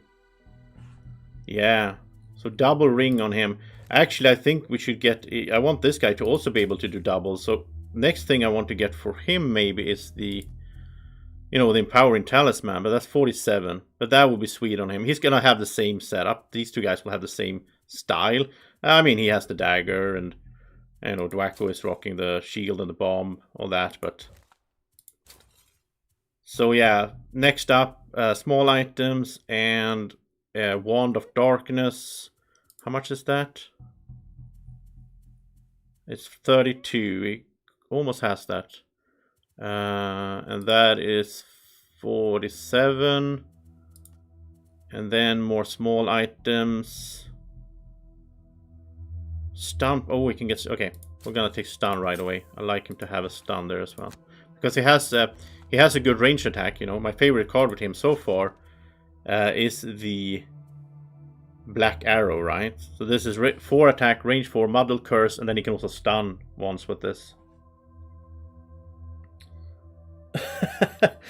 Yeah, I'm sure there's like guides online for like, oh, how to play this and that class. I never read that kind of stuff. I think it's so boring. That would ruin the game totally for me. That would just, you know, I wouldn't even want to play a game after that. So I want to find these combos myself. That's how I play games. So yeah, okay. I think that was super good. You know, merchant visit. Lots of new good stuff in here. I like that. And I love the ring over here, and he got the dagger. So what I think we'll do next time, which will be tomorrow. Tomorrow I think we will let Santa... I think we're gonna have Santa rest a little bit. He doesn't impress me that much. He's good, you know, he's good, but... I also like the Summoner. I think I like the Summoner more, in a sense. I don't know. I think we're gonna go with these 3, because I like keeping Darko and Dwacko together all the time. That should be our main team. Their combinations are good. 1 ranged support damage dealer, 1 close up, damage dealer, and yeah. Now we could go do the side quest tomorrow, maybe. We could also try this one out. We could try this tribal assault with this team. We could also try this one that we just did with this team, and just see if that works out better than it did. It's possible, I think. At some point we'll also go back here to the demonic rift, try to close that. And we are going to try to do this at some point, but then we're not going to, you know, that's going to be when Draco wants to retire, basically, because that's going to retire him. We also have this one up here we could go to if we have nothing else to do. We could go to this core quest. We have a lot of options right now, which I do like, because then we don't need to grind one mission over and over. So yeah, we have options. We are going to do stuff tomorrow. And yeah, it's over 3 hours. Thank you so much to everyone who's been watching. If you watch this afterwards, tell them in the comment section if you have any questions or ideas or anything you want to add. And yeah, we'll do the side quest tomorrow, probably. And also tomorrow, I think we are gonna start a bit later. It is Saturday. I want to sleep longer. Yeah, they both have hoodies. Is it a gang? It probably is. It's the Darkness gang. And so I'll start later tomorrow. But I'm gonna aim for like a 3-4 hour stream tomorrow as well. And yeah, thanks for all the tips and everything to everyone in the chat and for hanging out with me. It's so much fun to do this every day with you guys. Really appreciate it. I'm gonna miss it once we're done with the campaign. We have completed 41 quests, so I'm starting to think that, you know, we're well over halfway, I think, at least. I don't remember how many there were, but... Alright, take care, everyone, and have a great evening, morning, or whenever you're watching. Bye-bye.